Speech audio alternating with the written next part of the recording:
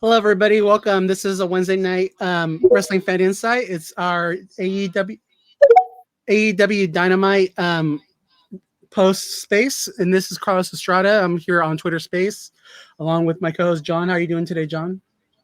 Doing fabulous. I'm gonna tell a nice little white lie. Say I was watching the programming this week, which no, I have not. I think tonight was the first night I was able to watch anything, so my apologies. And so how about you? This is your first time watching it? Yeah, AEW tonight was the first program I've watched all week because I've been so busy elsewhere. Nice. What did you think of the show altogether? I didn't think it was bad. I just But you didn't. think it was good? Yeah, it was. I'm having a hard time getting excited to build for All Out. I mean, yeah, we do have a few matches coming up. I'm just it. Ted the Hillbilly Hill and I talked earlier today, and we're just baffled in the same way, thinking, why the hell would you book a two pay-per-views within a week apart? It does. You don't give a second pay-per-view that quick, and you can't really have fans be ecstatic, So Yeah. it's really just terrible timing. Well, I mean, I think I feel like if it's done correctly, it can be exciting. And to me, I think again, it's they've already doubled down and they're going to go back next year. Um, and just from the looks of it, I'm not too impressed if I'm being honest. I mean, like you didn't even have Kenny or the Elite on the actual show. You had them doing a backstage segment today. Um, Again, it's just kind of it's very interesting. And again, I know they were talking about there was travel issues going into the event, coming out of their England or whatever like that. But I really don't think they're all still stuck there. I think it's just kind of a choice of how you're choosing to book this. And to me, if you're again, it's funny because I know I've had this debate with our co-hosts and other people. To me, like I always would kind of debate people. To me, like I always thought of all like it was all out the WrestleMania or was it Double or Nothing. And now it's pretty obvious to me. I guess it's all out or full gear even because it's not definitely not all out because because I mean it just seems like such a low build to the show. And I know Bryan's in the room. The fact that we're not even getting the world title match on the card to me is just dumbfounding to me. And then with the CM Punk, suspension, we might not be getting the real world title, with Ricky Starks either. So to me, it's just kind of like, what's going to main event this pay per view? Is it going to be Moxley and Orange Cassidy? It's just interesting. Go ahead, Don. Go ahead and speak. This is all terrible. This is such a bad idea from the moment of the word go. If anybody remembers Tuesday in Texas by the WWF back in the 90s, this is what it reminds me of. It's a cheap shot at a money grab, and I'm disappointed, to be quite honest, as a fan, that they would put back-to-back pay-per-views in this kind of a lineup, considering that, look, let's be honest. The first pay-per-view All In was not great, and All Out looks like a flop. And I agree, and that's something for me too.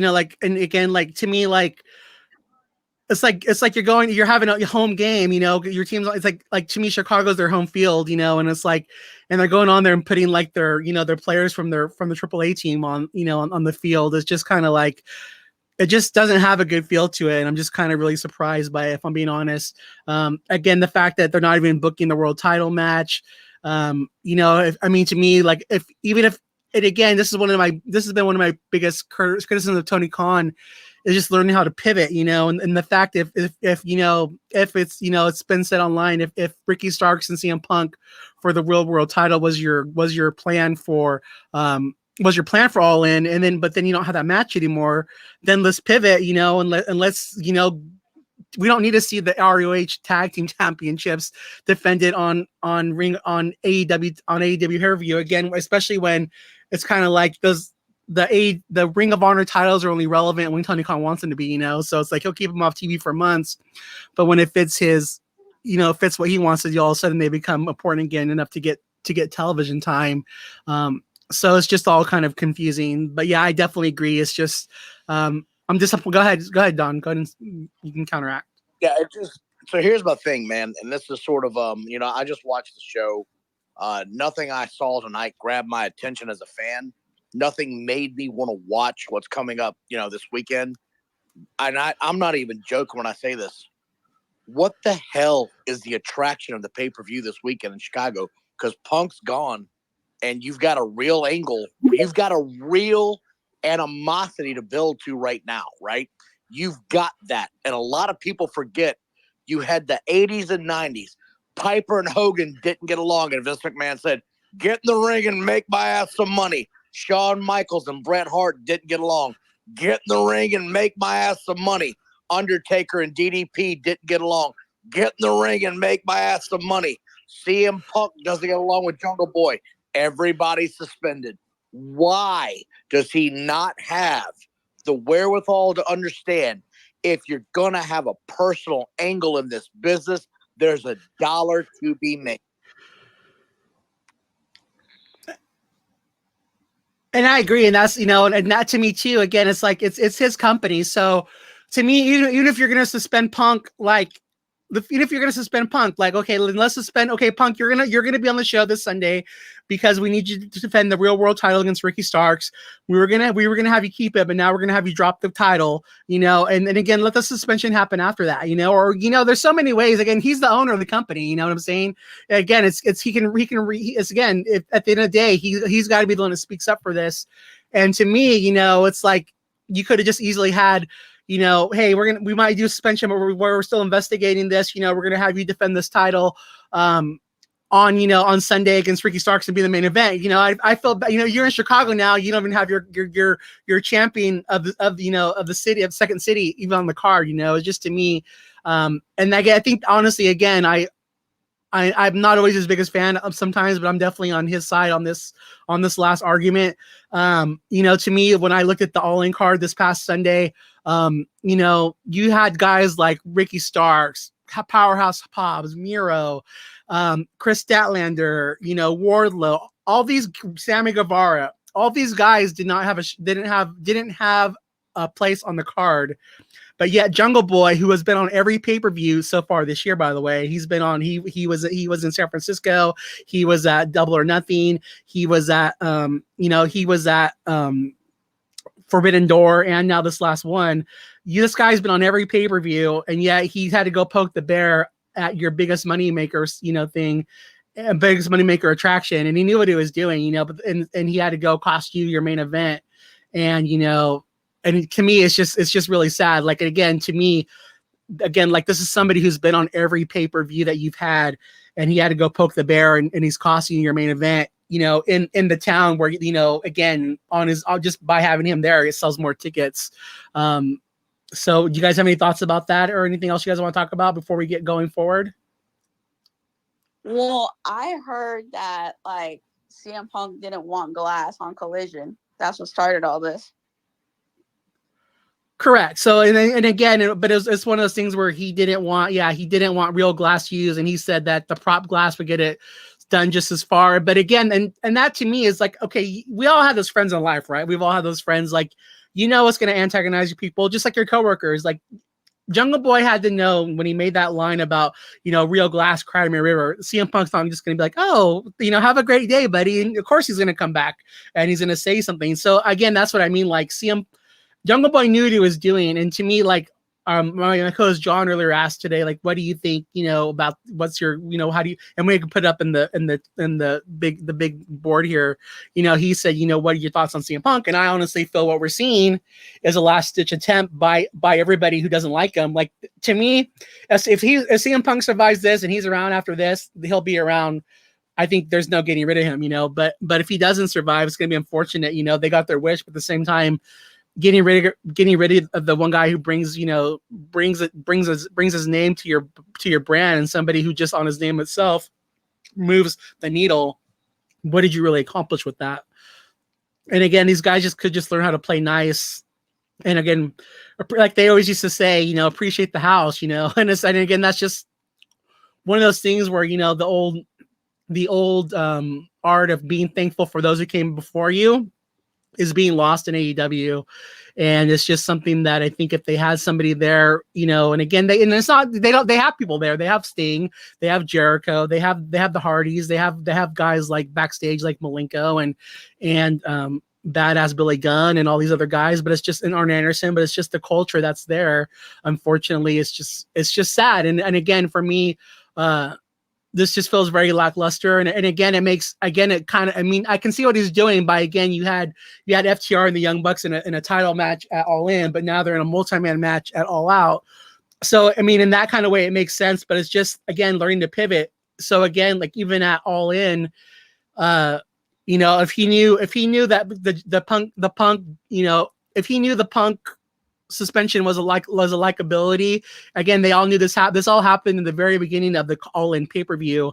You know, they should have pivoted the main event of All Out to, you know, if they're, you know, we all know there's a turn coming eventually. You know, maybe that's where Tony Khan should have learned to pivot. And there should have been a pivot in the All In main event to where we got a better main event than what we're getting. So I guess I'd ask you guys in the room, like, what do you guys see being the main event of All Out? It might be Moxley versus Cassidy. That's what I'm thinking right now. It's gonna be, so again, you're gonna have the international title as your main event when you have two world titles that will, even to me, I would almost take the Ring of Honor title. Why not have Claudio versus Eddie, you know? But again, I feel like they're saving that for Grand Slam. And that's another match where I would have pivoted to, like, why you hold it? Like if CM Punk's not going to be there and you have this match, and again, the feud's already been built. You've already been building you've already been building for Eddie Kingston, Claudio. There's already the history there. You know, to me, I would have pulled the trigger on that tonight, and I would have had Claudio versus Eddie at All Out too. So I don't understand why he's not doing that. Like, he's worried about trying to build a card for Grand Slam when that's weeks away. And again, they think they only sold like about 4,000 or 5,000 tickets for that.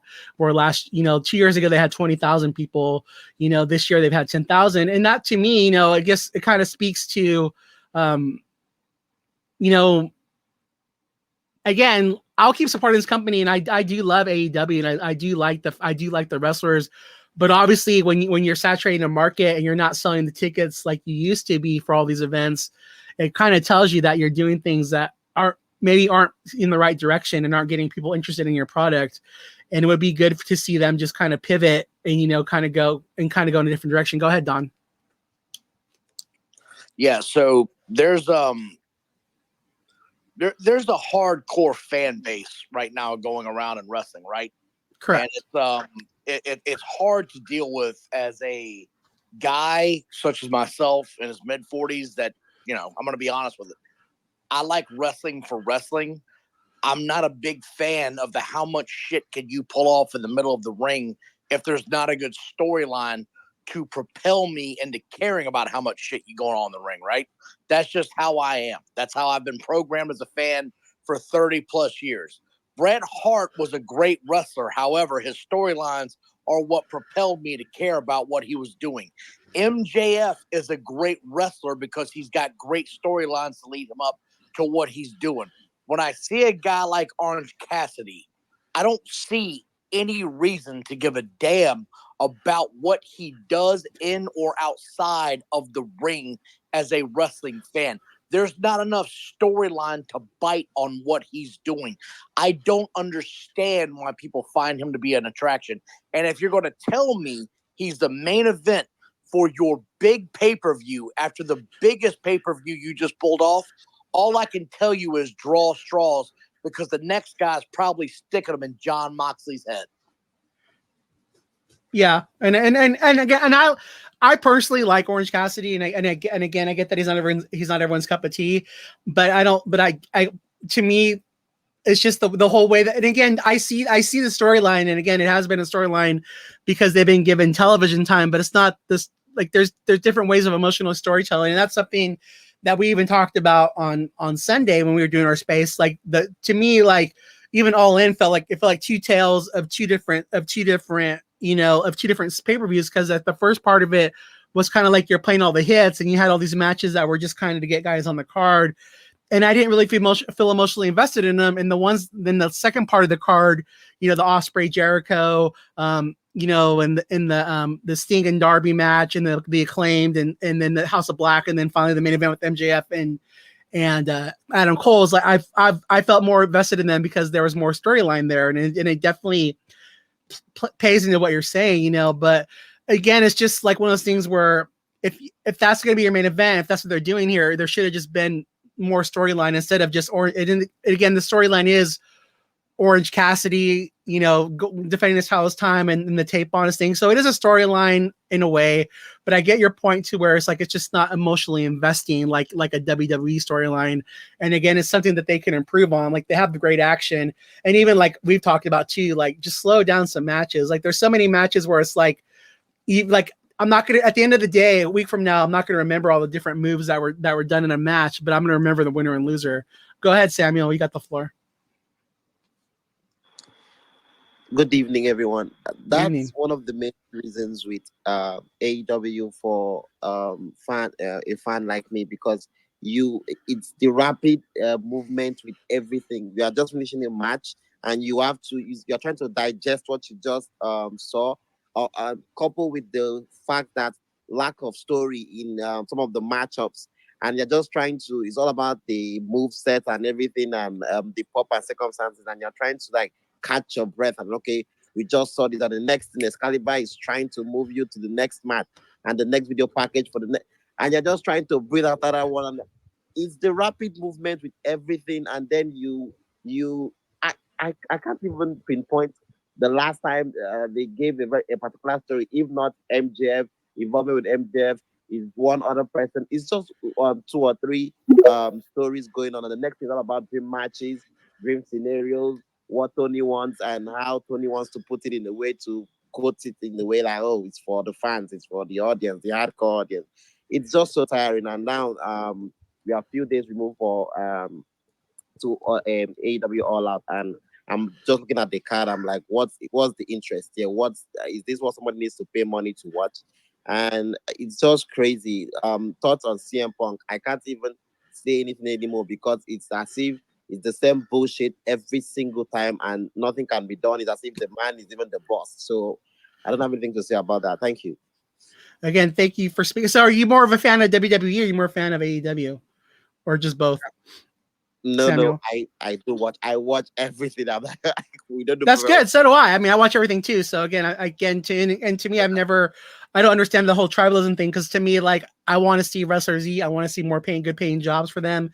Like, I mean, I want nothing but all these companies to succeed. I mean, again, we are in a wrestling boom again, but again, they need to just capture those casual fans, and that's something where I feel like AEW needs to not rest on their laurels, you know. And again, just because Warner Brothers Discovery might be happy with what you guys are doing, it doesn't mean that you can't improve, and it doesn't mean that you can't, you know, go get those big storylines. Even Collision was cooking for like the first 4 weeks, you know, and they had all these great matches. And now it's like, I feel like now it's like I'm getting 2 developmental matches a week. And it's like, I don't understand, when you have when you have a roster of over 100 people, why you're not utilizing that roster more and giving people banger matches, especially when you're going to be going against college football now. And, you know, and again, this Saturday, they're going to be facing WWE Payback again. So again, like they should be building on with just, it should be must see television where you feel like you can't miss it. And they're already giving us bathroom breaks. Go ahead. Yeah, that's one of the biggest issues in terms of structure and everything. And it's always crazy when someone tries to say something like that, and then you have the all elite wrestling fans, you know, the hardcore ones come at you and be like, oh, you're just a WWE lifer, or you are just you don't like what Tony is doing. It's crazy. I'm not here to say I don't love what Tony's been doing a great job with the company for years. But the problem here is the structure. Because I know the man is handling a lot. I mean, come on, you can't book all these shows by yourself and not right. We don't even know. Like, it's crazy to like sit down and like think about how he does this every single time. He has Ring of Honor to worry about. He has a collision to worry about. Dynamite, sometimes Rampage. It's just crazy, and you are dealing with human beings here, egos, and it's just crazy how he does everything by himself. And still have to go and run the football club. Still have to go and do other projects, and it's still like it's madness. And at some point, there will come a time whereby you have to just, sit back and be like, all right, we need some people, great personalities to structure these shows, to handle this talent, to see where they can go with. I mean, come on, if he doesn't want to have a creative team, I don't even know how it needs to.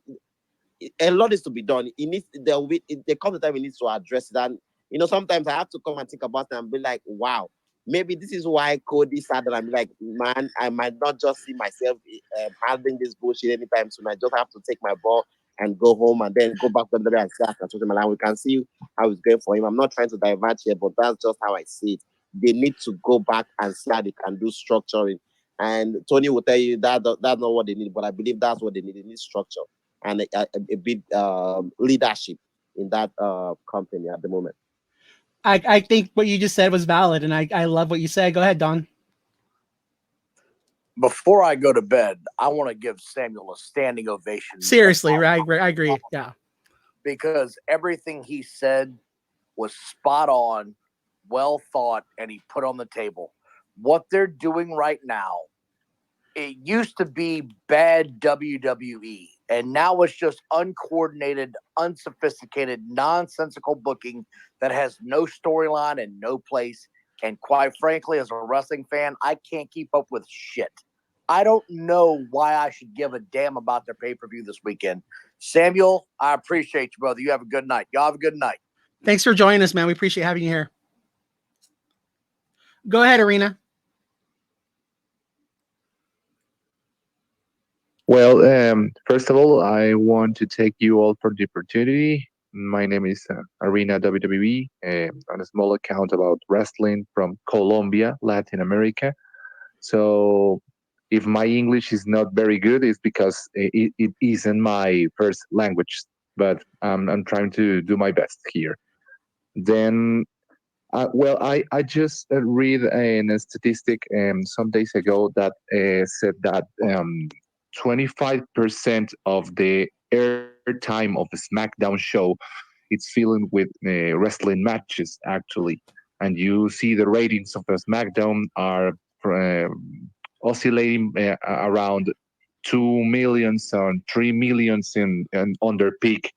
And when you see a comparison, for example, with Collision has about 60% of their airtime filled on wrestling matches. And you see the ratings on their peak were all just 800 or 500, 400 persons watching the show. That tells you something. That tells you that in wrestling, the wrestling part isn't the most important part, because when you're running a show, you are trying to do television, and television has a focus in entertainment. And entertainment, it's a global thing. It's something that it's filled with a lot of aspects that are needed in order to create good television.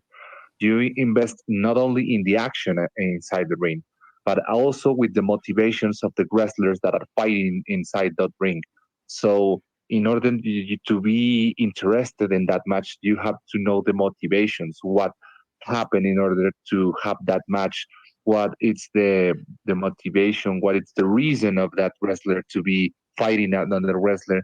And in order to connect with those wrestlers, you have to feel something about those wrestlers, and that's something that maybe AEW is lacking of, developing the character of their wrestlers. I like so much what they are doing with Tony Storm, for example, but I don't like the way that they book it. For example, the Ass Boys and the story with Max Caster. I'm not remembering right now the name of his partner. Anthony Bowens. Anthony Bowens. Yeah, The Acclaimed. they claim. Thank you. They were so over 2 or 3 months about, and what happened with them?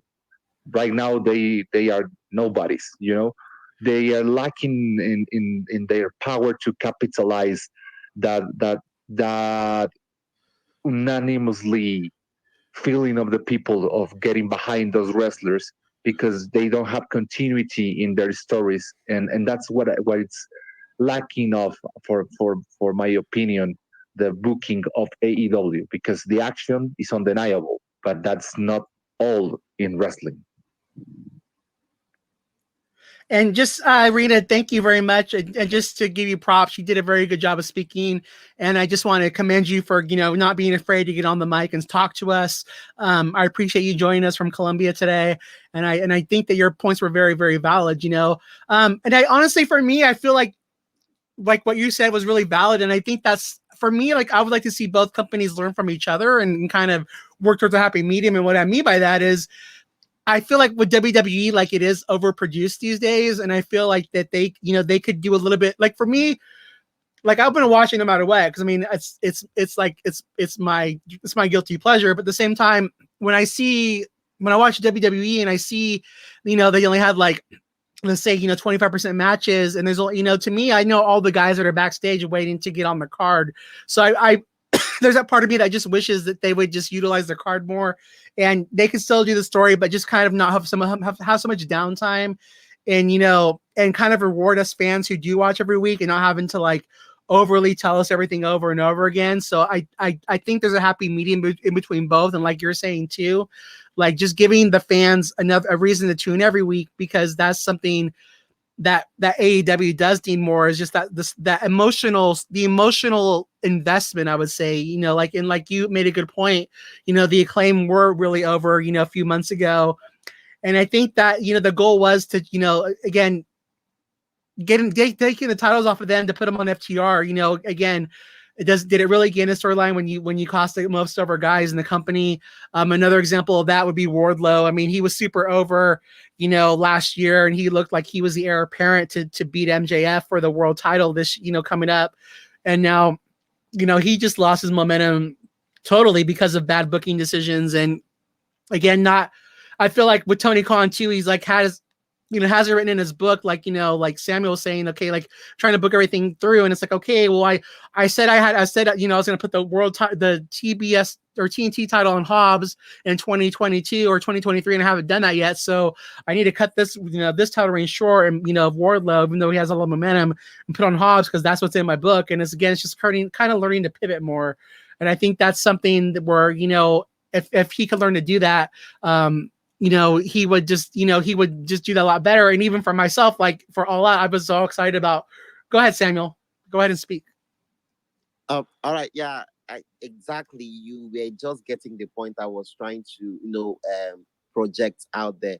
It's in the handling of championship reigns, or handling of a talent, or even the title. When the TNT title was created, I mean, God bless those Cody Rhodes and the late great John Huber for what they did for that title back then during the pandemic and everything. That was it. After the world title. TNT title was one of the most sought after title in AEW. I mean, they did a great job with that title, with the superstars that held that title during their reign. But for some reason, since I can't even pinpoint, since John Huber died, that should be one of those ones. And Cody was, the fans were trying to say, oh, Cody needs to turn and everything. And with Cody leaving the company, it's as if with those two superstars, because the title was, as if it was synonymous to them. And then when it was with Miro, I mean, it had that vibe of like, okay, that's the title that everybody needs to fight for. But all of a sudden, with the should I say, cast of characters that have been champions lately, it's crazy. It's as if they are just moving from one person to the other, trying to use it like it's as if the title is more of a ladder than a championship, and it's really crazy trying to invest in that title. And now I fucking guarantee you, come Sunday, Darby is on a quest, and I will be. I just pray I'm wrong here. Darby definitely might win that title come Sunday. And at the point, you now need to ask yourself, now what? Now what do we do? And now the next thing, and Christian is not even the champion, but everybody knows the story is the champion, but Christian is the one held. Everybody knows Christian for that championship more than they know Luchasaurus for it. And I wonder who's even going to defend it come Sunday. So it's just crazy the way that title has been misplaced. At the moment, Orange Cassidy's title even is even more prominent than any other title right now in that company. And it's crazy to think that an international title is more relevant than the TV championship that they create. And for the stars that held that championship, where are they at the moment? Where is Hobbs? Where is Miro? What are they doing significantly? Is it to come and have a big man match? That's okay. What's the story there? Well, it's crazy. I can't pinpoint that, and I'm sorry for the rant. No, you're good. I mean, this again. I think that's something that we want. So just something that we would, with our, and I'll let you, Carlos, you go right to say this little quick part. That's something that we try to promote on our podcast and our sites. Like, this is a positive wrestling community, and the thing is, like, no matter what your opinion is, we're not going to sit here and we don't want to be disrespectful to people. Like, this is your wrestling fandom, So again, you can come on here and say anything you want. We want to hear from all different perspectives. It's like we love all wrestling. We're rooting for all wrestling. We all want to eat. We want everybody to have successful podcasts. We want to see you grow. Your podcast. We want to see Adina grow his podcast in Argentina, I think was right. And so again, like we're all here because we want to help each other succeed and lift each other up. And with that being said, it's okay to have an opinion. And again, like that's the great thing about professional wrestling is that it is subjective, and the thing is, like, there's gonna be storylines you love, there's gonna be storylines you hate, but then there's gonna be guys that's your guy that would never be anyone else's guy, and that's the great thing, and that's one of the things that makes pro wrestling what it is. Go ahead and talk, Carlos. What do you got for us?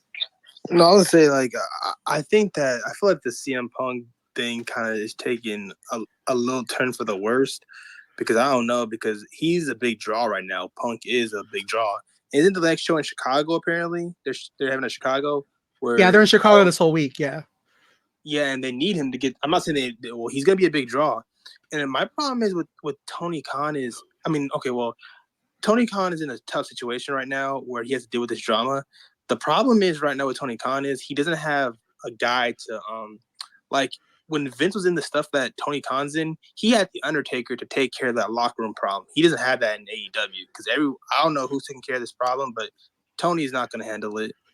But, Vince didn't handle it either. He said he let The Undertaker do everything. Like, okay, you stop it and you stop. Because guarantee if Undertaker was there, he would take care of that right away. But they don't have that right now. And it's kind of affecting AEW. And I want them to succeed. I want all wrestling to succeed. I want WWE to succeed. I want AEW, and they also need to get a performance center because my God, I watched their botches. I know everything has botches, but bro, some of those botches are be scaring me. I'm like, bro, y'all gonna get someone hurt. Y'all need a performance center because my God, it's scary. Have you seen their bodies sometimes, John? So yeah, and so I just I'm Carlos with John. We're on Twitter Space right now, and so we're hosting this together. We're actually on we're on StreamYard. So the voice you're hearing is me, Carlos Estrada, the host. John's with my host. But no, I agree with you on the botches. And the thing is, they do have the Ring of Honor television to kind of do that with. But again, and that's like what Samuel and what Arena were saying earlier too. Is if they slowed the action down a little bit more and they let the storyline breathe a little bit, there wouldn't be so many botches. But when you're trying to do so many different moves and stuff like that, that's where you have these botches. And I'm going to give you some food for thought really quick. Then I'll go to Drew and then kind of, you can kind of think about this and come back. I think that they do have those guys in their locker room that could be those locker room leaders. That could be the Undertakers. Like I was talking about before you came on, they have the guys, they have John Moxley's, they have Chris Jericho's, they have Claudio's, they have Bryan Danielson's, they have the Redeem Malenkos, Arn Anderson's. But the thing is, Tony Khan has allowed this culture to develop where these guys don't feel the need to listen to the wrestlers. They don't feel the need to go ask for advice. They don't feel the need to kind of show that respect. So it's not the fact he already has those guys in place, but he has to be willing to change the culture and have those young boys kind of show the respect to the people of the past to make his business better, and until he does that, he has people there, but it's just like, and again, sometimes people need to fall down a little bit. So maybe that's what we're seeing right now with AEW is a little bit of, they got to fall a little bit and slip in order to get better. And John, but real quick, I was like, man, I mean, because the Undertaker, he would have handled that shit. Because remember, you heard the story with Jim Cornette about the Undertaker, right? In WrestleMania 14, where after his match, he said he watched the Shawn Michaels and Austin, man, he said if Shawn didn't drop the belt, there were gonna be some issues. So like, I feel like those veterans gotta step up because because you like I said, if Undertaker was there, he would have handled that right away. And again, I agree with you. And again, let me just make the Drew your next again. So he has to change the culture, but you got to look at these veterans too. They don't want to be the next CM Punk guy getting attacked by these guys either. So again, it's just all about changing the culture in AEW. Go ahead, Drew. What do you got for us today? Hey, what's up, guys? What's up? I just just heard on the space. In terms of what you guys were just talking about. So I got a couple points. So I mean, Tony Khan, he's Tony Khan, right? He's not an authoritative boss. We know that. You know what I'm saying? He can't really change that. I mean, you're either born with it or you're not. You know what I'm saying? It's kind of just like a character trait at that point. Like I said, yes, he does need someone in there that can be authoritative. And like you pointed out earlier, I feel like they do have people in there that could be authoritative, but I just don't know what's going on. Maybe they're there just for the paycheck. Maybe they're those type of guys where it's like, they might tell you some, advice or whatever, but they're not like CM Punk where they just like overreact if you don't follow their advice. You know what I'm saying? Like you have your Deans and Mark Henrys and whatnot, and they can fucking, tell talent, what, recommend what they do, whatever. But I mean, if the talent doesn't listen, they're not gonna like force it upon them. You know what I'm saying? They're gonna, okay, if you don't want to take that, you're still green. Go.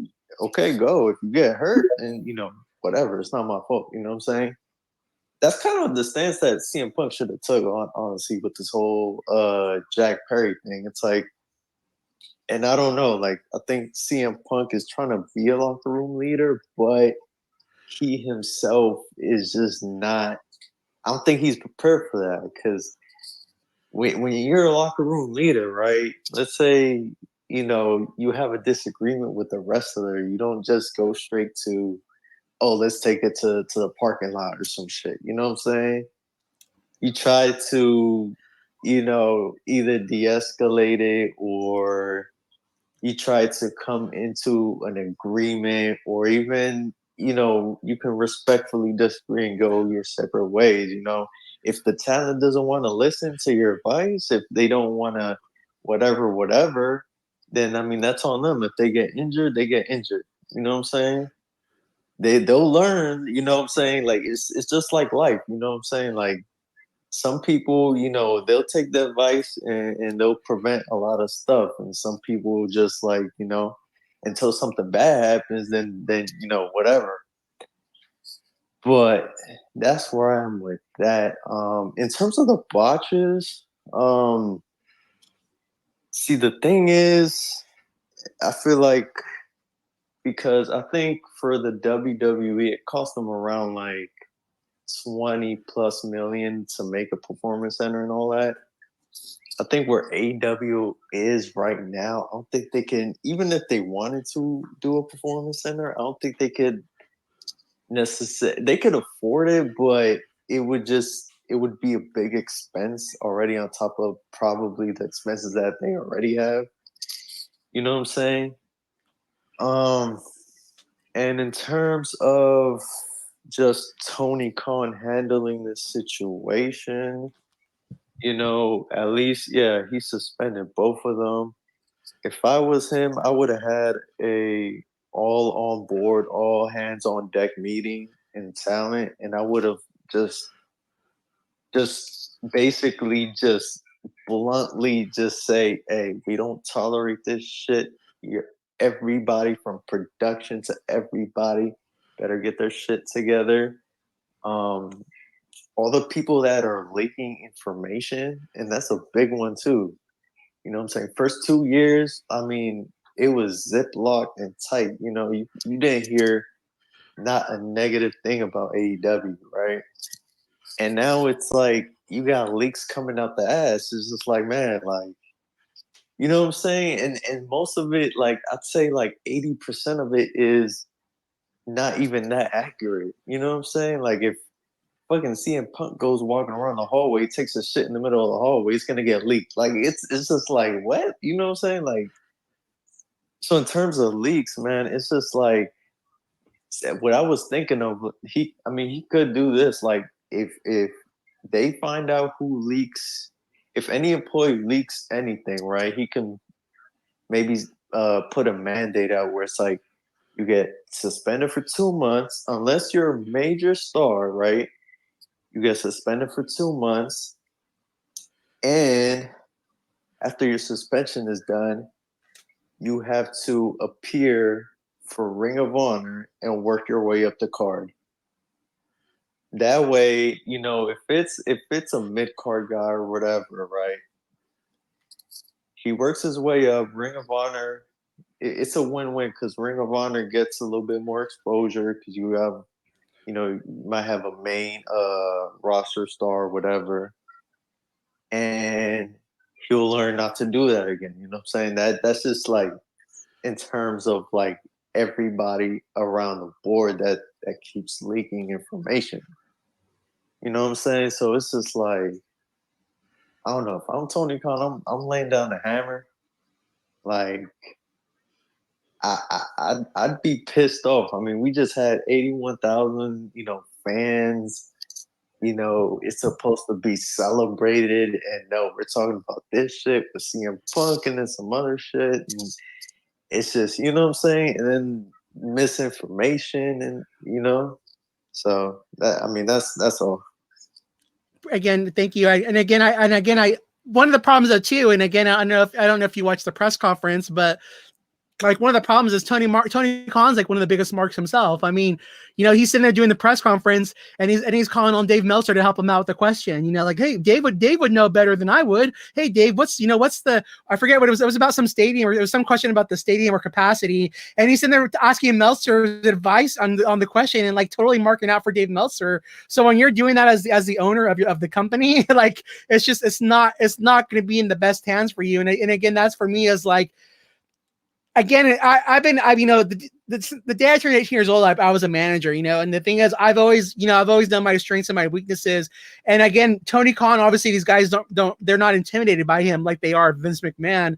So again, like to your point, you know, that's where he needs to kind of, you know, be a little humble and, you know, and maybe realize, you know, he has too much on his plate. And, you know, and he needs to get some guys in there that people will fear, and he needs to put some more authority figures in there to kind of, you know, get his locker room in place. I'm loving the conversation you guys are bringing right now. You guys are making a lot of good points, and let's keep it going with Samuel. Go ahead, Samuel. Now that's the point I've been waiting for. No, I want to piggyback off what Drew said and what Carlos said earlier on, because it's really crazy. Yes, we get it. Tony is not the authoritative one. Tony is not the one that will, you know, shout at you, that will have to, you know, put his hand down and be like, you don't do that shit in my company. Get your ass out of here. Get in that ring and make me some money. You know, he's already a billionaire. I mean, come on. You know, Vince had to walk his butt off. I mean, you know, Vince might be everything. You know, he might be the bastard we all know him to be. But my goodness, do I give that man respect when it comes to running his shit? Because at the end of the day, it's your business. Whether you spent money to get it done, or the money just has to fall on your lap, or whether you're a billionaire or you're what, you have to handle this shit. I mean, how did this company even start to begin with? I mean, it started with four guys having a dream, putting their bet out there and be like, okay, you want to bet or not? You want to think that we are nothing? We're gonna prove it to you. And then all of a sudden, someone like Tony came around and be like, wow, I love what you guys did. A big pro wrestling fan. I mean, a Mark at MJF will call him and people will take it and laugh. But at some point, he needs to become a boss. And if he doesn't want to become a boss, he wants to be a friend to all of his workers, then he has to put people in place that can handle this shit for him, because it's crazy. If not, this company might just go down the drain with him standing there watching it go down. Because it's crazy to hear every single time CM Punk will come back and then somebody will say something and CM Punk will not like it, and next thing he's checking people out. Or he's trying to beat. He said How can you send a talent relation officer out of the show? And we hear reports that, um, um, Christopher Daniels was sent home because he was not needed here because of what? Like, what the fuck? And then if you don't like somebody, you send him home, and Tony will approve, because I'm very sure if Tony doesn't approve for those shit, it wouldn't happen. Or will you tell me that Simple will say, you leave, and somebody will leave, and Tony will not say shit? It's really crazy to look at it. That's why sometimes, okay, now we are now saying, oh, his friends to his workers and everything. What about someone like Triple H? What about somebody like Shawn Michaels? Don't we have egos in their different rosters? How are they able to manage all that shit? I mean, come on. It's really crazy for me to think, because obviously we can call Vince out for anything they say he is. But at the end of the day, someone like Triple H, how was he able to manage all the egos? I mean, most of the people that are actually in AEW were under Triple H in a small NXT. How was he able to manage that and streamline that show to become one of the best in history?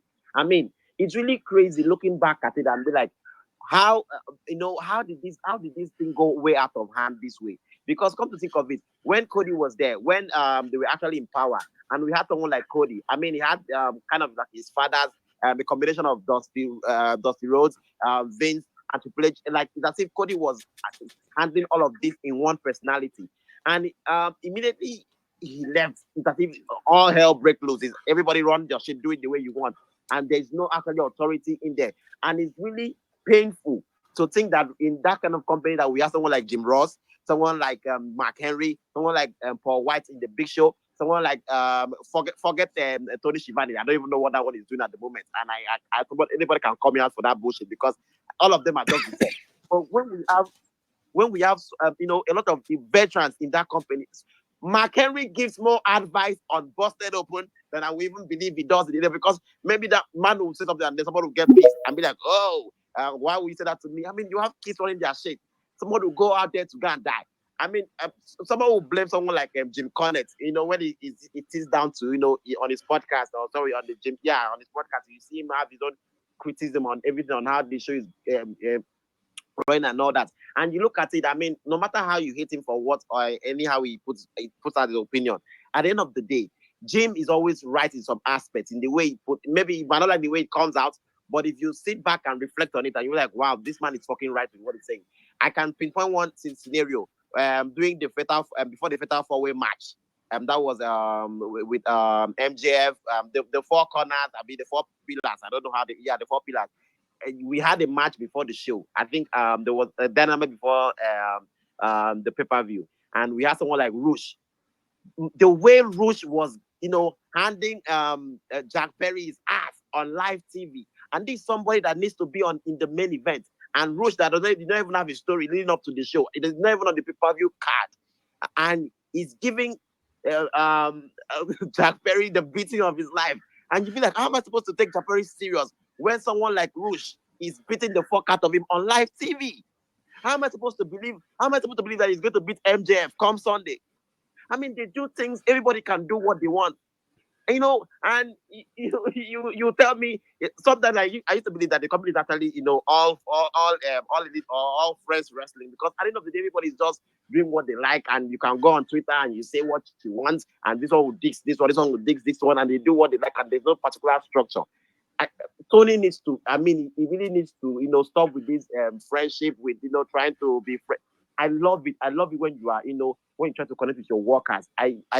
You love them. You are there for them. But at the end of the day, when it's time for business should be handled to the highest stream. Not everybody, getting the pat on the back to do what they want. And then at the end of the day, you keep us suspended. Now you have suspended Punk and Jack Perry. You have robbed us of Punk in Chicago.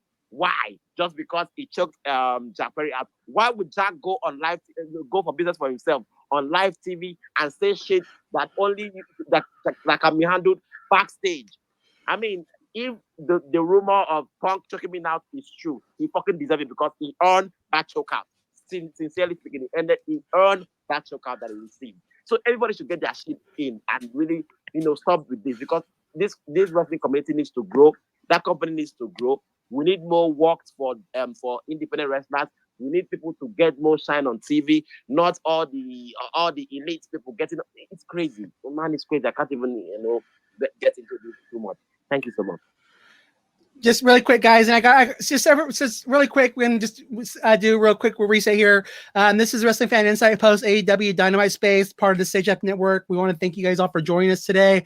I want to give a really quick shout out to everybody. Just thank you guys for being patient. Thank you guys for letting everybody speak. I'm keeping track of everybody's hands are up. Again, just thank you guys for keeping this a fun, space where we're all sharing our opinions. And just to really kind of go off what you guys said. And again, this is something I was talking about earlier. Jungle Boy has been on every pay-per-view so far this year, and to kind of backtrack on what Drew said, and he could think about this wise way to speak. That's why I don't think Jungle Boy should be on a pay-per-view for the next year to show punishment, and that's where Tony Khan can start laying punishment down on these guys. Is like, you know what, you're going to do this and cost us a big Chicago match. You're not going to be on pay-per-view for the next year because you know what, you made a mistake, and that's where the punishment needs to start showing. Like this guy's. And that's what I was talking about with my survey earlier. Jungle Boy's been on every pay-per-view this year where guys like Starks, Wardlow, the Hobbs, the Miros have not been, the Chris Statlanders. So this is where the time is to start putting a punishment down. Be like, you know what, dude, you're still here, but you're not going to be on pay-per-view anymore for a while. With that said, you're next, Carlos. What do you got to say? Like I said, I want these guys to step up.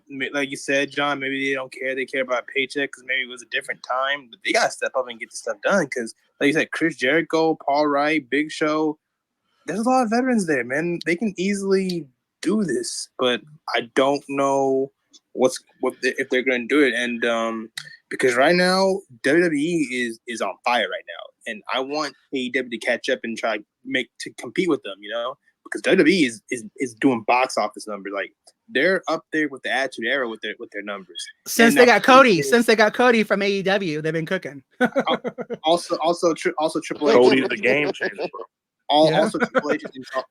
Also, that's what Tony Khan has to remember. Tony Khan, you got to compete with Triple H, and Triple H. I don't like him. I heard about some shades that he did, but Triple H knows the business inside out. He knows wrestling. He's smart. You got to compete with that. And with Triple H in charge, he knows how to run the business, and all it's gonna do is keep getting better and better and better and better. Because look, man, look what Shawn Michaels doing in NXT right now. They're cooking. They're almost up there with NXT. With AEW in ratings. Like that's what I'm saying. Like Tony Khan, get this drama figured out, bro. Because WWE is on the rise. They're rising up, and don't forget, football started, and you got to compete with that. Because right now, Triple H also took advantage of there was no sports for a couple of weeks for a good month because outside of baseball, and WWE took advantage. Tony, you gotta get it together because when football starts, it's gonna be hard to get those ratings because football's football. But yeah, because he should know, right? He owns an NFL team. He should know all this, Who? The Khan family does. Him and his dad. His dad owns the Jaguars. Yeah, but he needs to get together, bro. Because Triple H he got together already, bro. And Cody has been cooking. I like what they do with Cody. Cody has been cooking. Seth Rollins has been cooking. Roman's been cooking. Gunther is cooking. Like they got some stars in WWE right now, man. So AEW needs to catch up and try to pick up the pace. Like for sure, needs to pick it up. All right, Cap. I do see your hand up. You'll be next. So next was Arena. Go ahead, Arena. Arena, Drew, then Cap. So go ahead, Arena. Thank you. For me, this controversy is just stupid because CM Punk is supposed to be a fucking grown man. Jungle Boy also is a young guy, but it is supposed to be a grown man. And the difference between a kid and a grown man is that a grown man knows how the rules apply and have morals and know how to manage situations. A kid just cries and screams when they don't have what they want, but an adult, it's supposed to have more brains in order to think their actions. But neither of those men think what they are doing right now because both are grown. For my point of view, CM Punk is a formidable figure inside the wrestling business. Nobody can deny his legacy. But right now, he's a former shell of what he used to be. Because if you watch the numbers, the boost that CM Punk made for the pay-per-view sales of AEW was important, yes, but was modest. Because if you compare the sales of AEW All Out 2021, his first match against Darby Allin. That pay per view got 215,000 sales, which is the greatest record for selling of a AEW pay per view. But also, it's lower than the lowest pay per view selling of WWE. So that tells that maybe CM Punk is not the megastar that everyone's supposed to be. Because if you had CM Punk, you could think that he can boost the selling of merchandise and pay per views of AEW to the point that they can actually compete against WWE. Because some fans thought that CM Punk could have the impact that Hulk Hogan had in WCW, for example. But that doesn't happen. You know, when you see also the ratings of Collision, without CM Punk, Collision have 100,000 viewers, and with CM Punk, they had a boost of 200,000 viewers, and that's it. That is what CM Punk brings to the table. Just 200,000 viewers more. And if you keep giving power to a person that just give you 200,000 viewers more, you're in the process healing the environment of the wrestlers that give you the 800,000 viewers that you are having for your TV program. So I don't think that they need control. I don't think that they need a power figure in order to take them to do the right thing in order to succeed in the wrestling business. They are grown men. But also, I think that if they want to set a message to the locker room, they have to cut to the chase and speak with CM Punk directly and say, you are assuming that you're the locker room leader. Well, act like that. Don't get a trouble with everybody who says to you something that you don't like. And if you want to be the locker room leader, please act like a wise person. Speak the things. Don't shock your partners out with a guillotine. And also with Jungle Boy, you went too far in order to argue with your partner, saying something in live television just because you want to seem to be a rude guy. That's not the way to do things. You have to be professional. You have to be somebody that acts like that you are. So they can do money about this thing. Maybe you can pack a match between CM Punk and Jungle Boy in the near future. Maybe we are getting that dream match against CM Punk and Kenny Omega in the future, because they conquered this situation in order to do a storyline that could be magic, because not only we are having a dream match from the in-ring standpoint, but also we are having something that is fitting with a story that have those patches of real beef between those wrestlers, and that is very interesting. But that is only possible if these guys are professional. If they are willing to do business and take all their difference aside, and that just need a maturity. That needs that those persons have their brains clean and not act like fucking childs. That is the most disgusting thing that is happening right now in AEW. Excuse me, and that's it. I think that they just need to calm down and act professional, because this is business, and when you have to do business, you have to take your personal issues aside and just make money. That's it. So and again, Arena, like just to so just so now after I speak, I'm gonna go to Cap next, and I'm gonna go to Betty, then we'll go back to you, Drew, just because they haven't had the chance to speak yet. So we'll definitely get you guys all in. But to what you said, Arena, if you look at the sales for this Saturday's Collision show, they've only done and again, they're saturating the Chicago market this week, but they only think they've only sold like 4,000 seats or something like that for Collision this week. So again, I think it is a happy, like these ties are both like they're on the far left or far right, and they need to start working towards the middle. because CM Punk needs to realize, okay, you're in Chicago and you're the star of Collision, but you really didn't move a lot of tickets for Saturday. So again, all these guys need to start humbling themselves a little bit and working towards getting together more and doing what's best for AEW. And let's hope that continues. Let's keep the good conversation going with Cap No Cap. Go ahead, and you got the mic.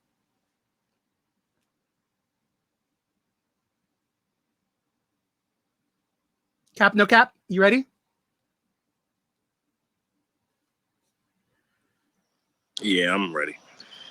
But yeah, I was just listening to like everything that you guys were saying, and to an extent, yes, I do agree that CM Punk is definitely not as big of a draw as AEW expected him to be, nor should he be treated as so. He should be treated like another wrestler.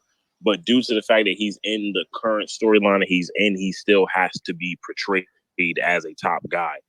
But I don't really feel like there will ever be a time frame where CM Punk will not be betrayed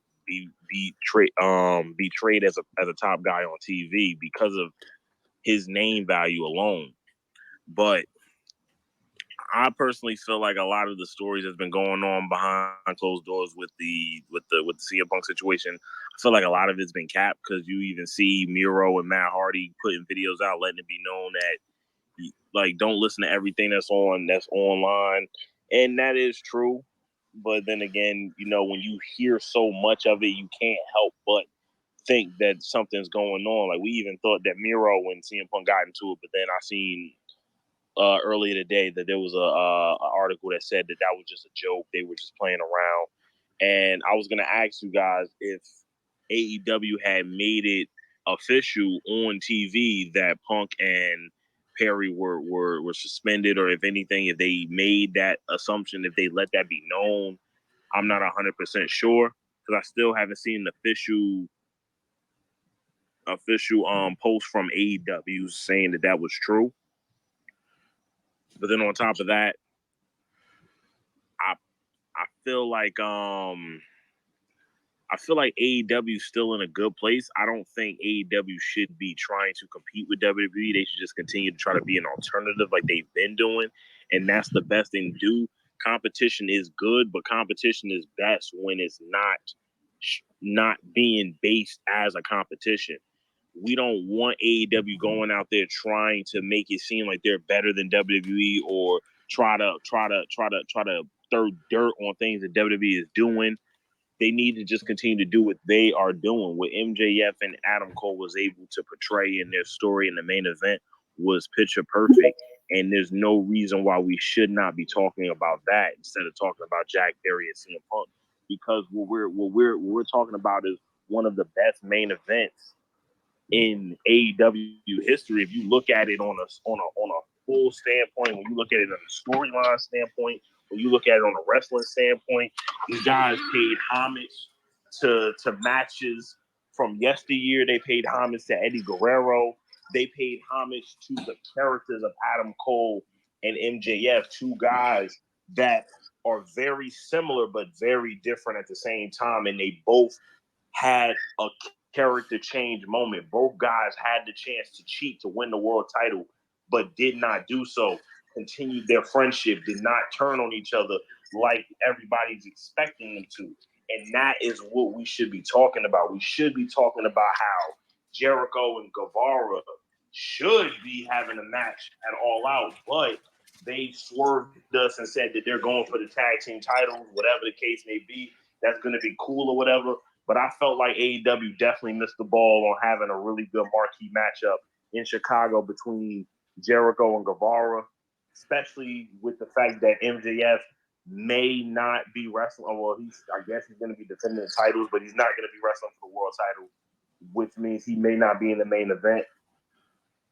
There's so many different things that's going on. Like, I like the way that this whole episode was built around building up this current show that's going to happen this weekend. Everything that happened on this show had some indications on the actual all-out card. I feel like we might even get Claudio versus Eddie Kingston again, because that rivalry is still brewing, and how organic it is that they don't have to force it. But due to the fact that Claudio and Eddie Kingston just hate each other so much. You've seen it after the match was over.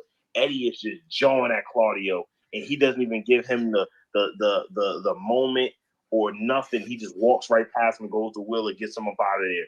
And you could see that continue to bubble. You could not have that match be set up and do an angle at All Out where both of them are walking in early in the day and they get into a really bad brawl where they're like, nah, you have to fight. Y'all got to do an unsanctioned match or something, because the rivalry is just so heated and it's so much unfinished business there. There's so much that AEW could do instead of focusing on the negative to really make sure that this card that they didn't have any time to build for could still be great.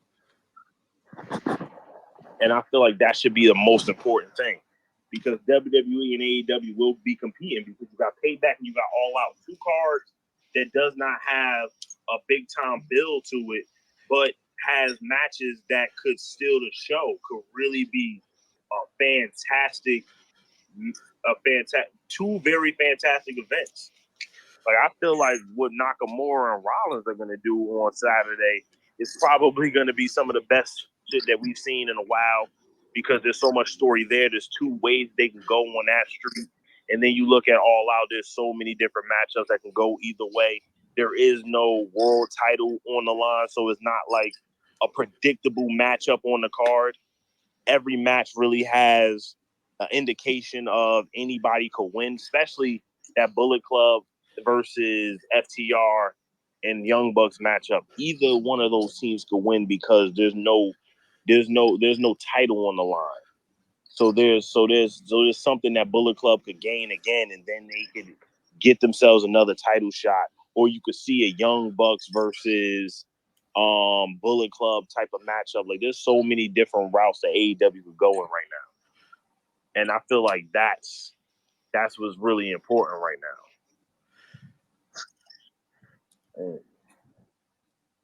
So again, good points there. And again, you what you said got me thinking, because I know you joined the space late, but one of the things I was talking about was the fact that, to me, like if you're not going to have CM Punk there, if you're not going to have the world title matchup, then I would, and you're not going to have, MJF defending the title, I would have definitely had Claudio versus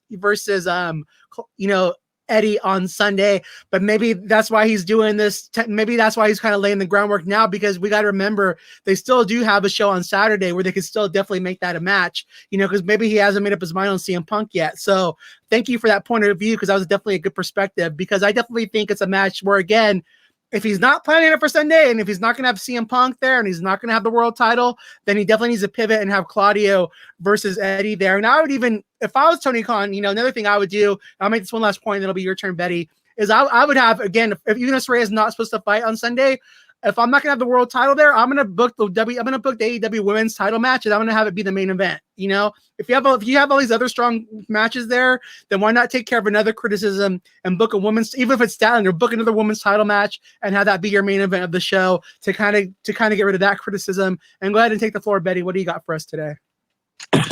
Yeah, like, I feel like if Mercedes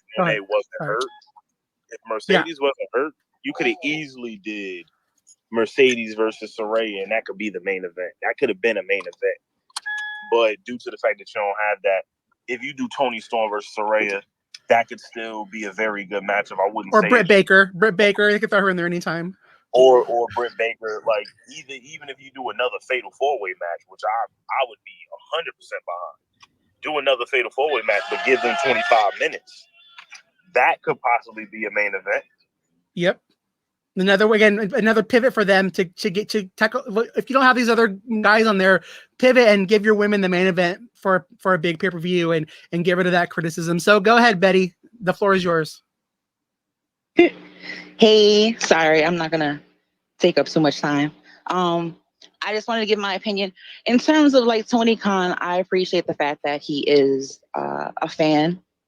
I mean, he's not a wrestler, which does create problems for him, as we've all heard through this whole discussion with the whole CM Punk thing going on backstage and all of that. But I can appreciate the fact that he is a fan, and you know what I mean?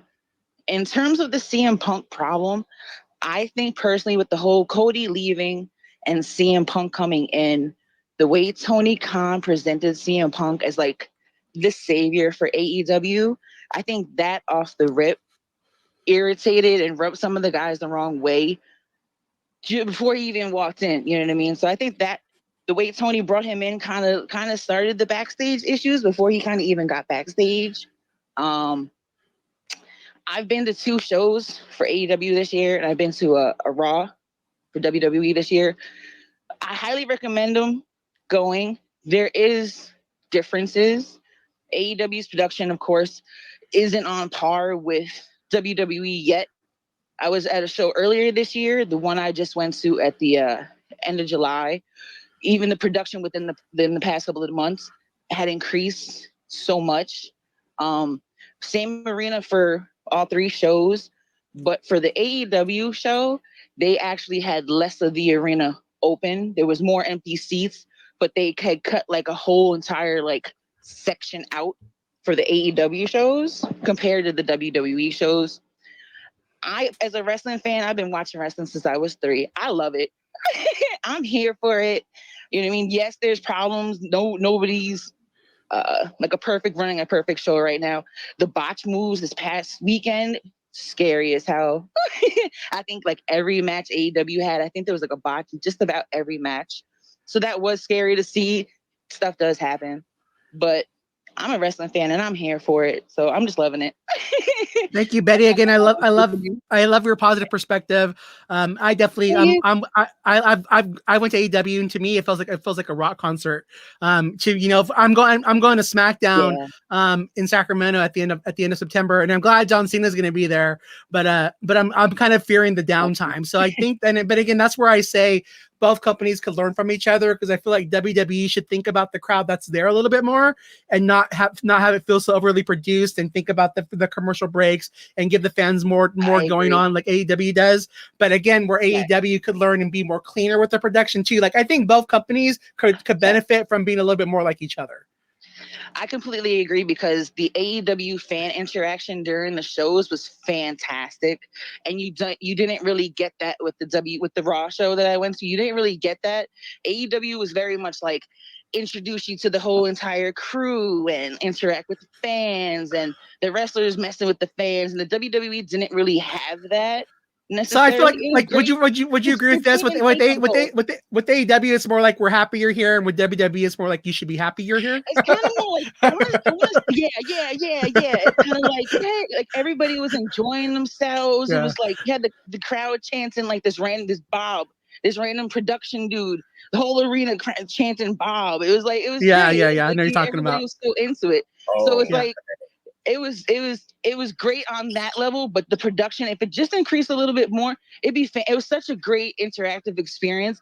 WWE was more like showtime, like boom, boom, boom, boom, boom. But it was great. Both of them are really good. I had fun at all 3, but AEW is definitely an experience to go to if you haven't gone to it.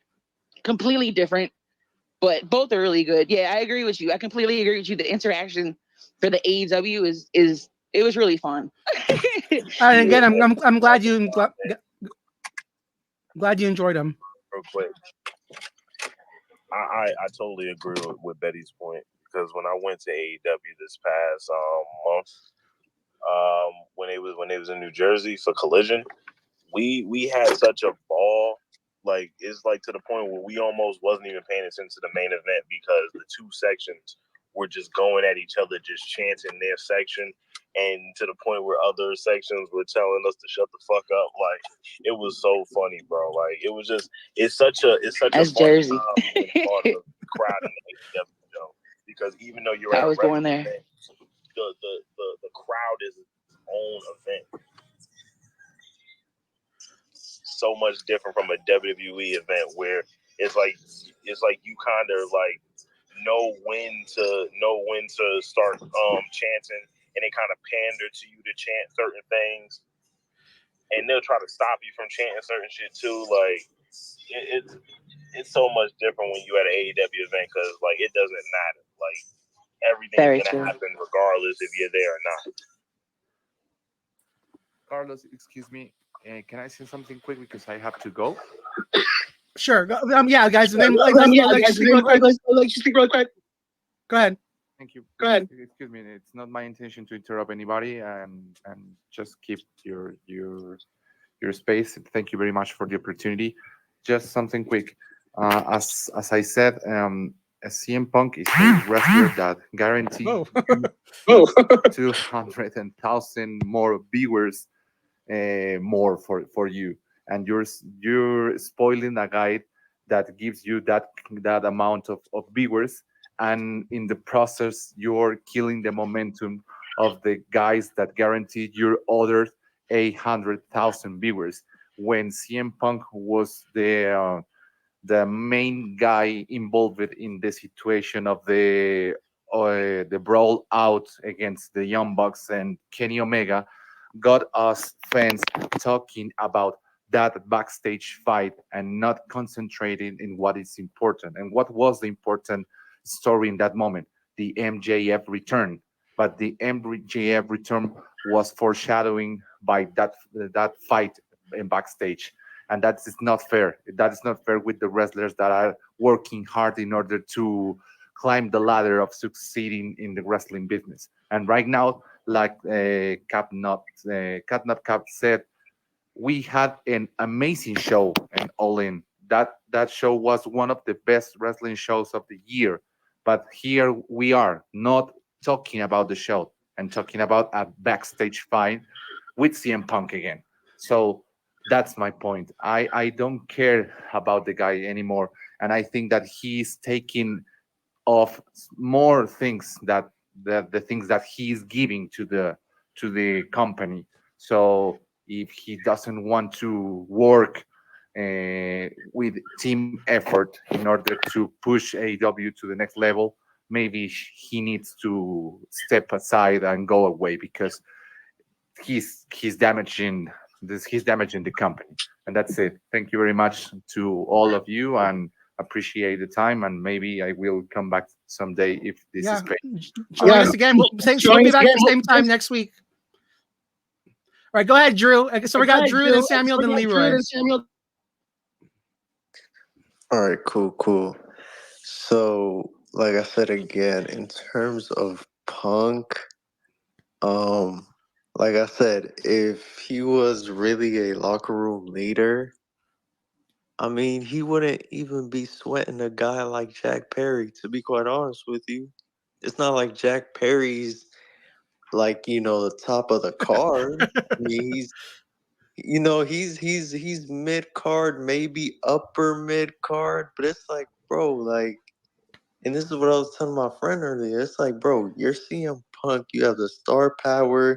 You have Tony Khan by the horns. You have your own show. Why the hell are you sweating a guy that's, slimmer than a Slim Jim? Not even, up the if I mean, I would have understood if it was like I said, like your Kenny Omegas, your John Moxleys, whatever. It's like, okay. But it's like, bro, you really taking it personal to a guy that's not even like at your level. You know what I'm saying? Like there's levels to this, right? And then in terms of, I think I heard someone say earlier, like TK got to get his shit together. WWE's hot and all that stuff. Yes, they are hot. I do think Tony Khan is aware of all that. I do think Tony Khan's trying his best.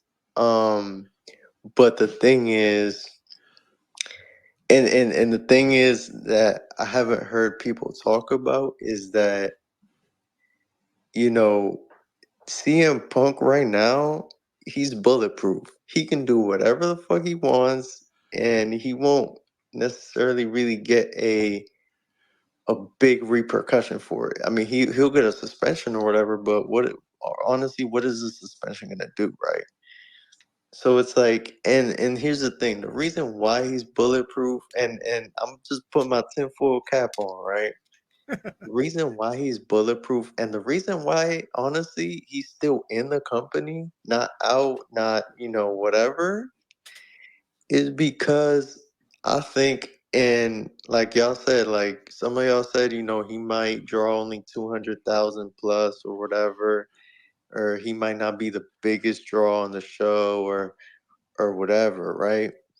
But at the end of the day, I think he is the I think he is the deciding factor of TV rights deals in terms of when they get the renewal, they're gonna get much more money with Punk than without him, right? So I feel like right now, like I said, Tony Khan, he's probably fucking stressed. Okay, he's fucking dealing with all these egos, all these personalities and shit, right? But I honestly think Tony Khan's trying to hold off as much as he can on CM Punk because of that TV deal that is in a couple months. You know what I'm saying? So, I wouldn't be surprised if, they get a big TV deal with him and then he drops them, the next year or whatever. I don't, or he just, gives up on him or whatever. I mean, me personally, I'm over CM Punk. I honestly don't really get the allure anymore from him. He's older. He's always injury prone. Yes, he has, good storylines here and there, and the matches is okay, solid, whatever, right? But it's like, he's not, he's not moving the business like Roman Reigns or some shit. You know what I'm saying?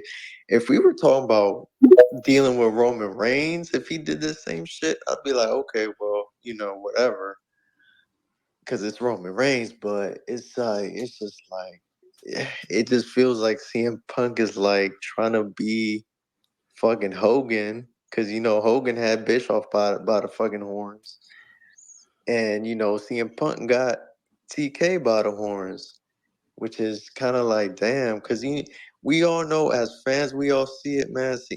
TK is a wonderful human being, bro. I'm pretty sure he tries to avoid conflicts and shit like that. I'm pretty sure he's a cool guy overall. But it feels like I said, it feels like CM Punk's taking a little bit of advantage of that, because he has a lot of leeway. Obviously, if he's getting like people, you know, out the building and whatnot and shit like that. I mean, you feel me? But it's just like, to me, I think the lore is gone. Honestly, it's just like I still don't see why. I mean, I see why people still cheer him, but it's just like, man, like at this point, it's just like, man, like he's hurting the company. So it's just like, I just, you know what I'm saying? And then, like I said, Tony Khan's he's backed against the wall. Honestly, I mean, he got what? He got two other teams he needs to worry about in terms of football, whatever.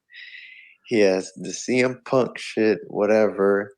Then he got, WWE. Sometimes they breathe down his neck here and here and there, And then it's just a lot of shit to deal with.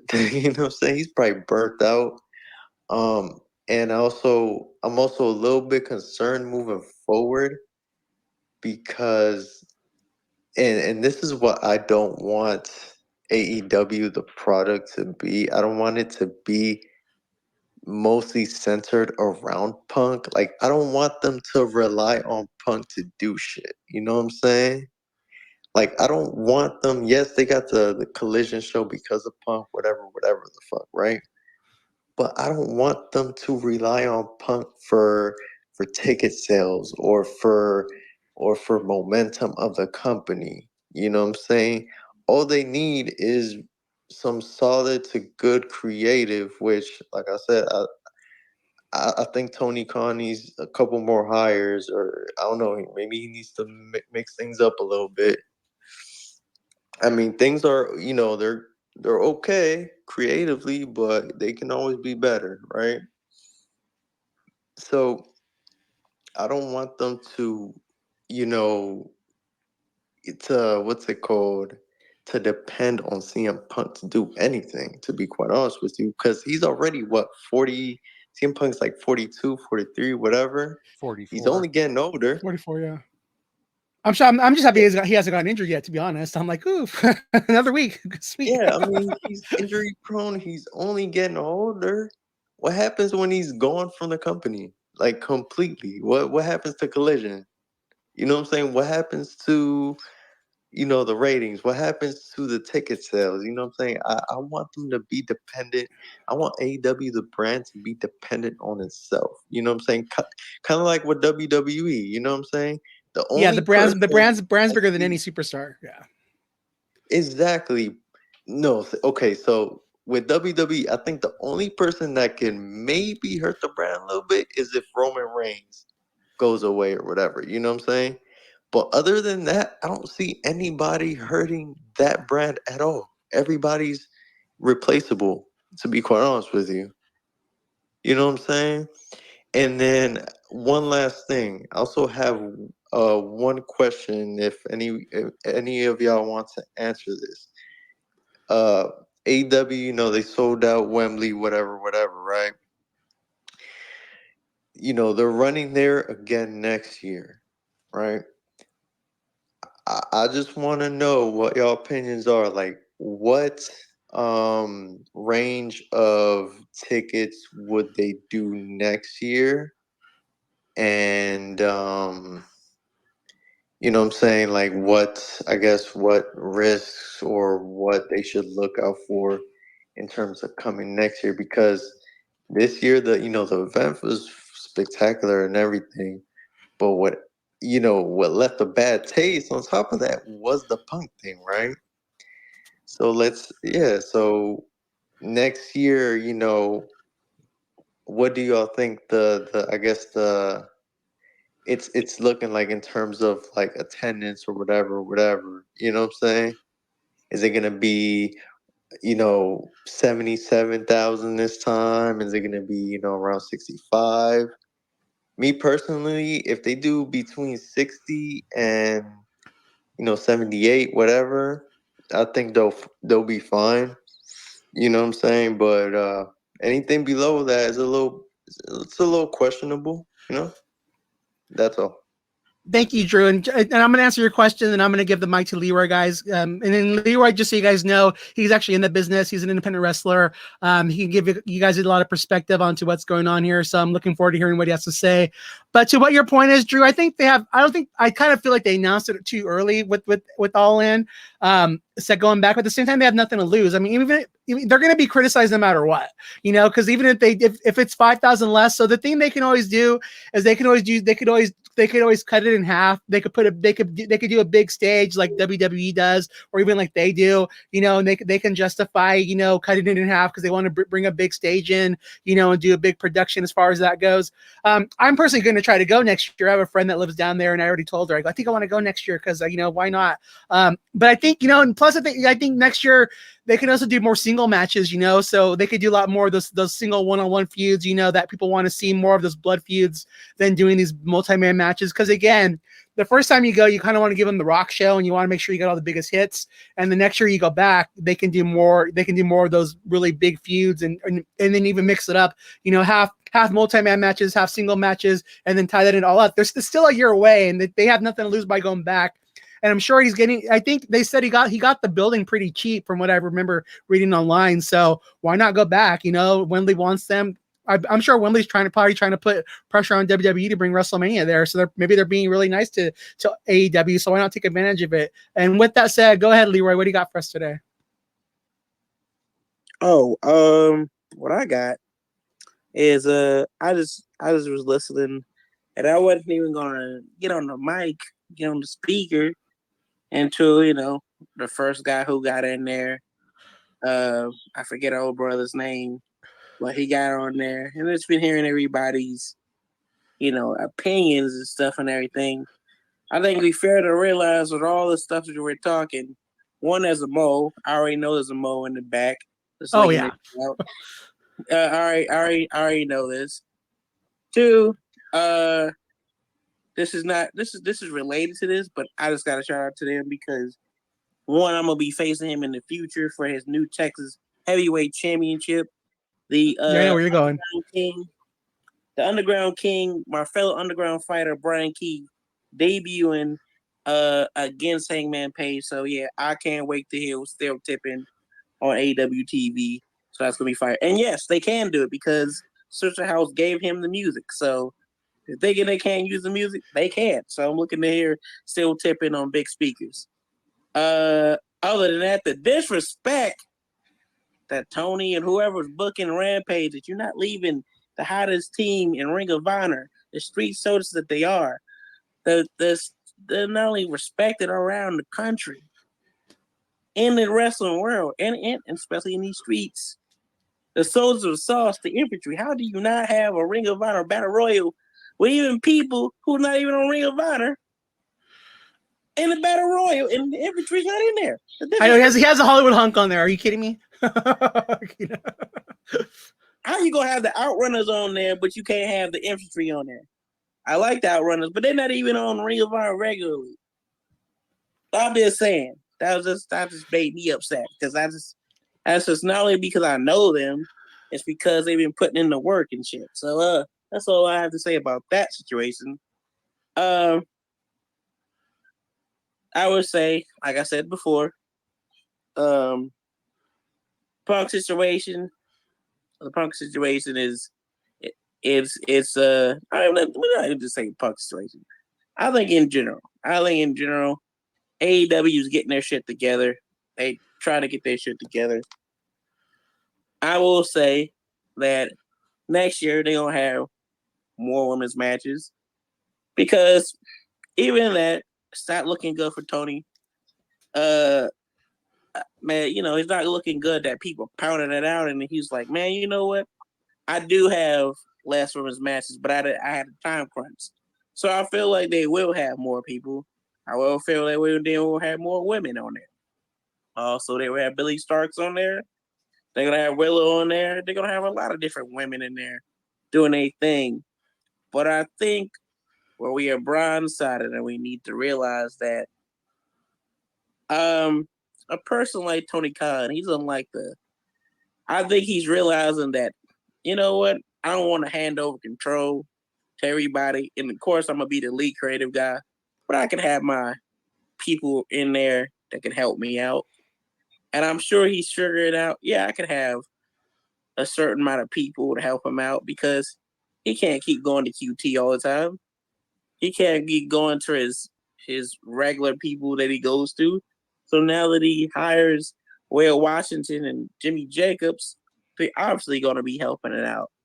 But I think at some point he's going to have somebody that's going to handle, other than the Jackson Jaguars kind of people who handle the HRs and the HR stuff, the creative stuff, the help with contracts, help with people, help with people. I would say help with people that in the contracting and getting new people. And I would say not only just the HR stuff and getting new people and what's the word I'm looking for? Like a handler to handle all the talent. And I feel that will happen like soon. an agent, like an agent or like a real general manager, even. I just call him like a talent. I would call it like a talent handler. Gotcha. Like he would be like a talent handler. I mean, you could call him a general manager, but he's gonna be a talent handler that everybody can't go to HR and can't go to Tony all the time because I'm sure that he will have that. But people don't know is, and this is only what I could speak of when I was there. The main thing a lot of people don't know is, other than the Bucks had like their shit that they was doing. Kenny had his shit with the women, but when I was there, they had Cody was handling all the. This is gonna sound how it's gonna sound, so it is what it is. It's the truth, though. Say he handled it. He handled some of the women though, but he mainly handled all the black talent. You know, because he looked out for all the black talent out there. And it sounds how it sounds, but it is what it is. So like Lily, he asked to bring me in because I never really thought about. I was like, yeah, it'd be cool to be on AEW TV, but I have no particular reason why they would bring me in because I'm not ready at the time. And I was brought in. So it was his decision that he decided to bring me in and other people, and decided to anything. If I needed a question, I'll go to him.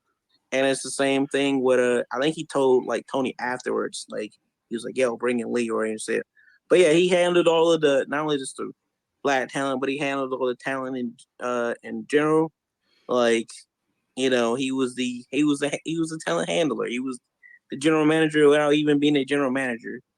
And so, yeah, they're gonna have to get somebody else like that now that Cody's over there in the sports entertainment land. But yeah, that's that. I only know what I be hearing, and for that end, I don't even know how true that is, but I feel like that's gonna happen, and I've been hearing stuff of like that's gonna be happening. As a So, talent, that- let me ask you a question, Leroy. As a talent, whose side would you be on, Jungle Boy or CM Punk's? You know what the thing is? I'm not on nobody's side. I just be shaking my head. One, I'd be shaking my head at Jungle Boy because I'm honest with my friends. This is how I'm gonna just say it as a friend's perspective. Please. I would be like, yo, what the fuck is you doing, Jungle Boy? What are you doing, Jack? Why are you doing this, bro? Why are you doing this? Why are you doing this? And then I'd be like, Punk, I don't know you that much, but why you choking this man out? I get it. He was in your face, and he was talking all that stuff, and you just like, bro, from what I heard, this is what I hear. And I normally don't say this out loud in public, but apparently, Punk didn't even want to choke his ass out. He didn't even want to put him to sleep. He didn't want to have no confrontation. But Jungle Boy was following him around. Jack was following him around like an annoying ant out here. And it's like, bro, just leave me fuck alone. And he's like, if I just choke this motherfucker out, he gonna leave me. He'll quit following me if he's out cold. Yeah, he said, I'm gonna put his ass to sleep. Okay, that's what it is. And bro, and bro tried to hit him with the hands, and he's like, "What the fuck is you doing?" Like, I'll be out here grappling, bro. I may have lost in UFC, but I still be grappling. Like, unless you got a grappling background, it's not gonna end good for you. So I would have been like, it would have been a smoky situation for Friday, basically. I'm like, see, Jack, why you gotta do that to you? Why you had to do that? And then Punk up like, why you had to choke him out? But I understood why you had to do it. So it's just like, let me ask you this question: Would the other talent be looking down on, like I was talking about earlier? Would the other talent be looking down on Jack because he's been on every pay-per-view, and these other guys haven't got that opportunity? Now he's fucking it up. No, would he be looking down on him? I don't think so. No, I just think like that I've been in the back and stuff, and this is from both mainstream and indie. If you're in the back in a wrestling room and somebody's like getting opportunities, that's only means for you to step up, because like I see this as an opportunity. Like, oh, okay, I'm gonna chase you up a talent now. Now you're gonna have to get me on TV. You gonna have to get me on TV because I'm gonna be there almost all the time, ready. But I think also being in the locker room, that I have been in the locker room.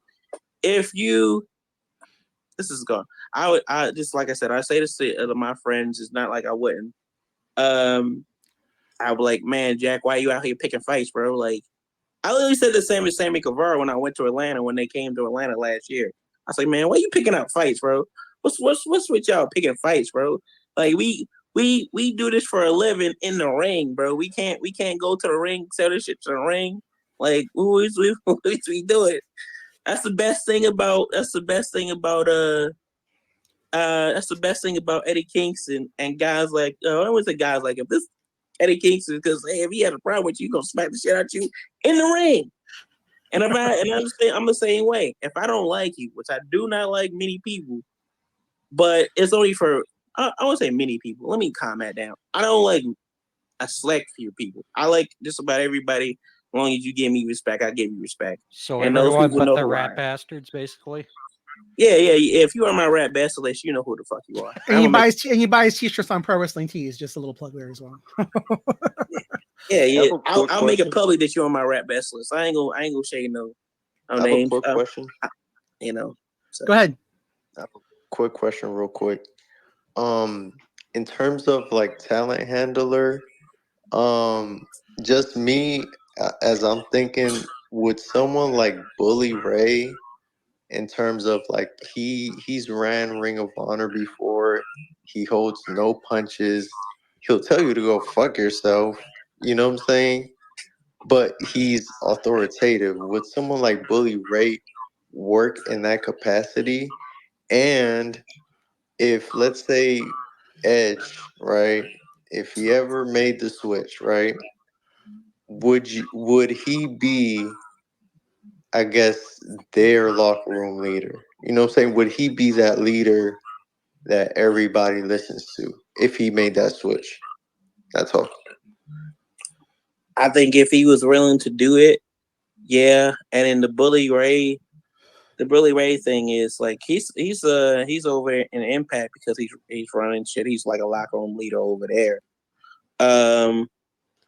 I'm sure he would go there if like after his Impact shit would go over, but I don't know if like how many people like if Tony Khan made him like a talent handler, would a lot of people listen to Bully Ray, even if he was screaming at them and stuff like that. It's gotta be where it's gotta be a talent person where mutual people respect people. Like and this is gonna The culture has to be there.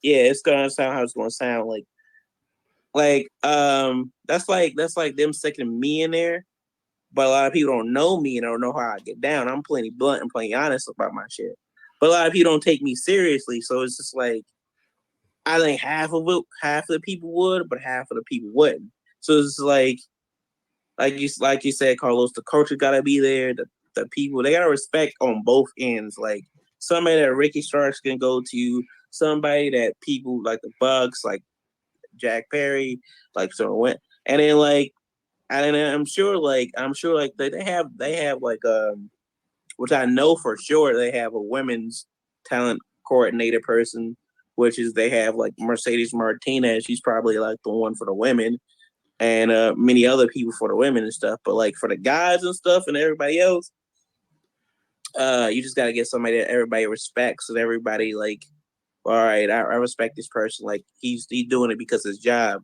Like Pete, like there it was for a while. Like I said, Cody and QT was the talent coordinator. He got all the people for Dark and everybody there, and then Cody would handle all the other talent stuff and everything. So they gotta get somebody that was in Cody's position. He don't even have to be He don't even have to be moved to vice president. But if they want him to move to vice president, cool. But like he has to just be like a off-screen general manager, and then if they want to, they could bring him on screen. But really, all this needs to be off-screen, like somebody that everybody respects. Like Why can't Dustin fill that role though? I mean, he could, but I don't. He's more experienced than Cody, right? I mean, he's been in the business longer. He could. I'm sure they could have him do that because they wouldn't have to bring nobody in. Hey, Leroy, really quick. Leroy, I'm gonna let Hamblin talk really quick. Then we'll get back to you. Just then you can rebuttal what he has to say. Go ahead, Hamblin. You've been had your hand for a minute. It's not a rebuttal, actually. I think I can answer his question, right? There is a guy in that company who is extremely respected by the boss of the company and is somebody who has been great friends with both the Elite and CM Punk and is known as one of the nicest guys in terms of he's not somebody who ever gets into problems with people, right? You guys know who I'm talking about? Jim Ross? Bryan Danielson. Here's your answer. Right? Because look, there's like a clear split, right? Like if you look like this is what I'm seeing as like an observer, right? I'm not there, I'm not a wrestler, I'm not gonna claim to like having inside information and shit because I don't. This is what I'm seeing just as like outside person, right? The way it seems to me is that there's certain people who are pro Punk and pro Elite because they're friends, And then there's also certain people who have a preference in management style, right? Like you can clearly see it in the work that they do. There's certain people like Ricky Starks, House of Black, even, right? Those guys, they probably want something more akin to Punk's, because Punk's is more like WWE in that everything is managed. There's certain things you can and can't do, right? There's like rules. There's rules you got to follow. And like one of the things I noticed is, have you guys ever noticed this on Collision? If people aren't advertised, they don't come out to music. Have you guys noticed? Unless they're advertised, they don't come out to music. Have you noticed that? Yeah, they're more structured. Things are exactly. more structured. It's more structured, right? And a lot of the veteran guys, people have talked about this too, right? Billy Gunn has brought it up a bunch of times when he's done interviews. It's something Big Show has said. It's something Mark Henry has said a lot, right? Jim Ross. A lot of the like veteran guys prefer that. Whereas you have other people, right? And when I say like, for example, somebody like Matt Hardy, who, yes, he's been in WWE, but he's also been to other places and he's done really prominently there, right? Like Matt, right? They prefer just the complete freedom style, which is what the Bucks and Kenny seem to want, right? As in like talent basically do their own thing. Tony says yes, they do it. Tony says no, they don't, right? Like you can just see it in watching the shows, right? Because Collision is a more cohesive show than Dynamite is. Two different shows. Yep. It's two completely different shows, right? Like, and I think that's the main issue, because in Punk's case, it's like, okay, say you're somebody who's running a store and it's doing well, and then a new manager comes in and completely changes the way of doing things, right? Even if his way is better, right? Some people are going to say it is, and some people are going to say it isn't. But if you were the people who were there and you were doing good before, I'd feel some type of way too. I'd be like, wait. Who the hell are you to tell us how to run things when we've been doing well? See, right? It's just a philosophical difference. That's all it is. And in terms of the talent relations thing, we can say Bryan, we can say this guy, we can say that guy. Let's be honest though, whose shoulders?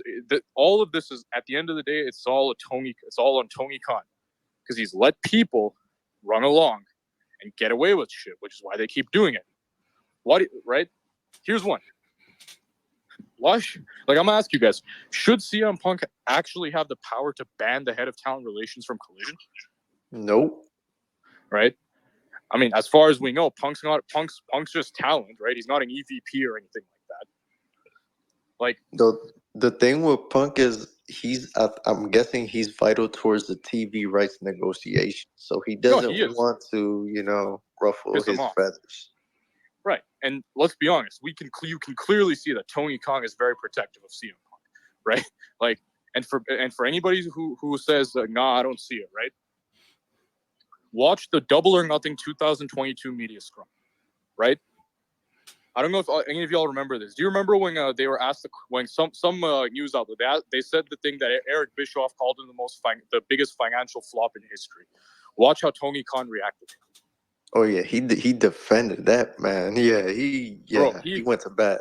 He all but gave him a nice glizzy in the finish underneath the table. Right? That's his cash cow. Like, exactly. So he's not going to fire him, right? Unless he absolutely has to.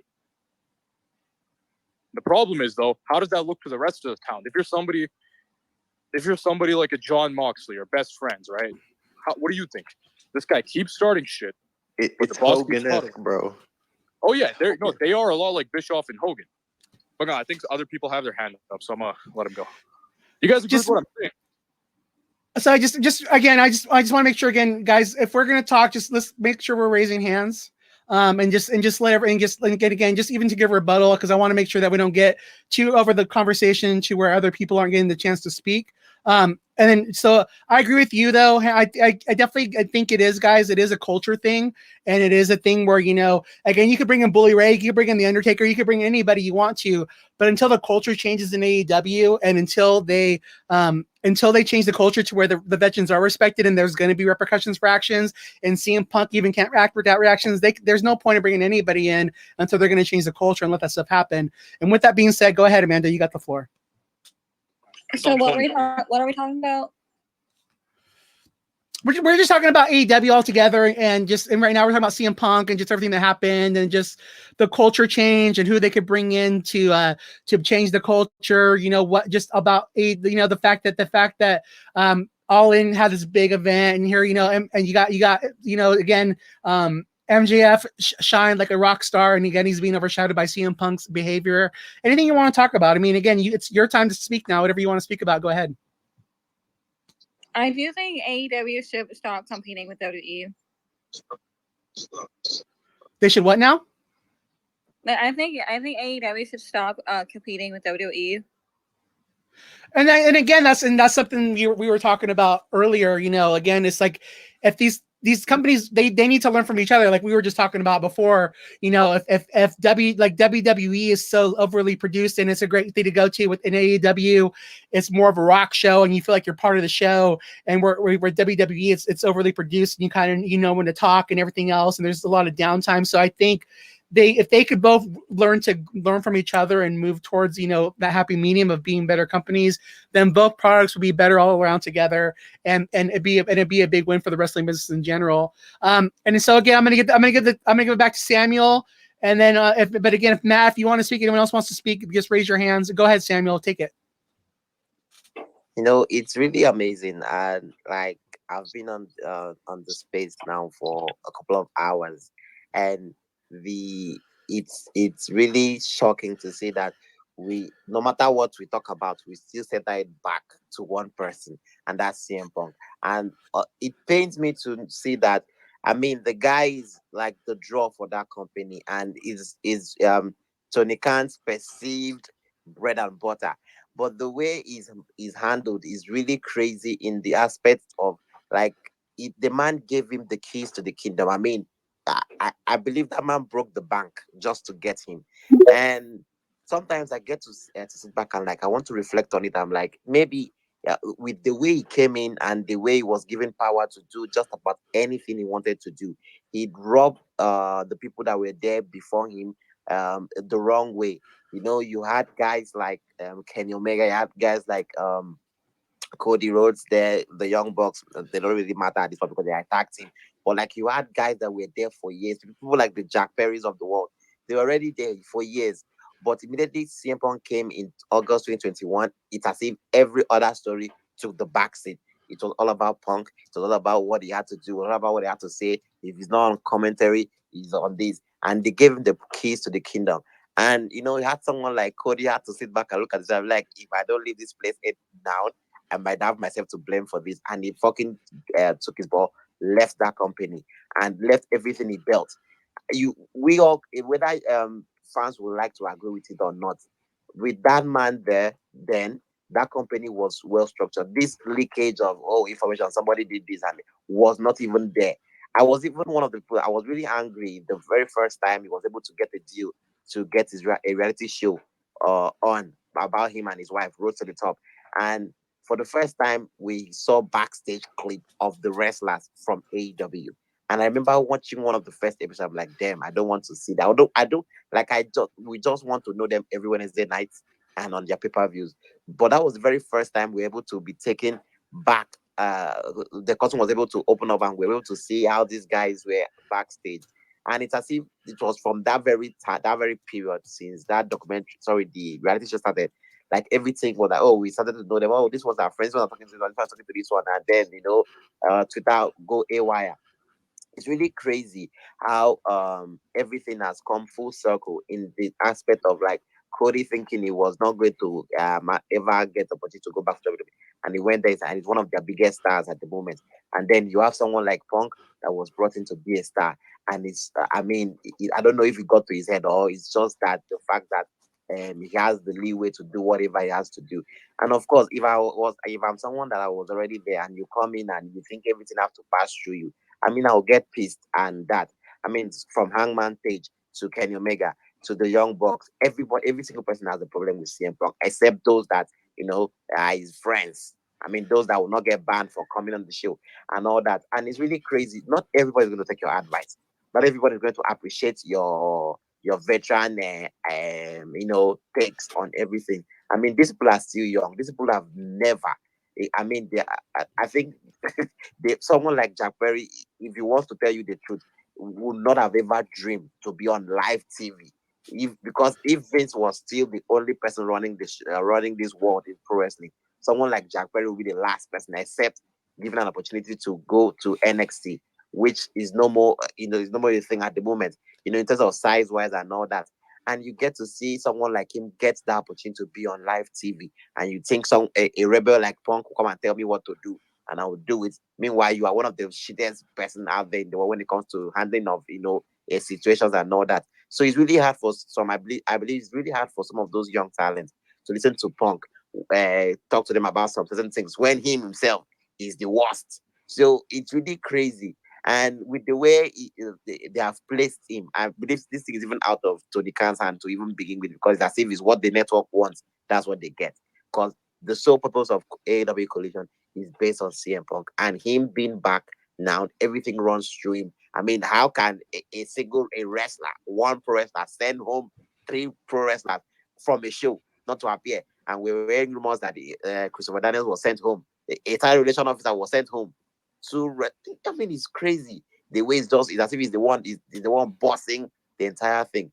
So I'm tired. I'm sincerely tired with all this CM Punk stuff, and I don't know what they need to do, because that program needs structure, that company needs structure, and I just pity the other wrestlers, because at the end of the day, if Punk is not really featured, the show gets to suffer for it, because he's the star of that show. I can't take anything from him. He's the star of that show. If he's not around, everything gets questioned. Everything gets the downtime. So it's really crazy. And I mean, we are still talking about CM Punk because he's important. That's how he is. And it pains me to see that every single time something important happens for that company, something will happen with CM Punk nobody's talking. No, we are not talking about how great the show was. We're not talking about who is going to move up the ladder. Everybody's talking about right now. What everybody's talking about right now is CM Punk and his suspension and what you're going to do going forward. And it's really crazy. Thank you. And again, if any of you guys want to pin anything up into the like Amanda just asked, if you guys want to pin anything up into the thing in the main room, you guys can put up your tweets up there. Anything else, feel free to do that. Just so that you guys know, we'll be continuing space for about another half hour. We'll be wrapping it up at about at 30 after. But let's keep this good conversation going. Go ahead and take it, Hamblin. I mean, like you said, right? Yeah, CM Punk is the guy who's getting into shit, and like at the end of the day, though, I know, like, people want to blame Punk, people want to blame the Elite, right? The Elite, and in the Elite's case, right? There's a common denominator. There's two. Number one is that that CM Punk is causing a problem, and he's getting mad at a lot of shit that he would have done previously in his career. So that's hypocritical on his part. The second thing is, all of the people that Punk has had beef with so far since his return, the common denominator between all those guys, right, is that they're either friends of or associated with the Elite, right? The proper, right? And from every report we've read, right, the Elite don't even want to meet with this guy, right? When, let's be honest, the second the fight happened, literally the next day or the next or the week after or whatever, Tony Khan should have got all these guys in a room to hash this shit out.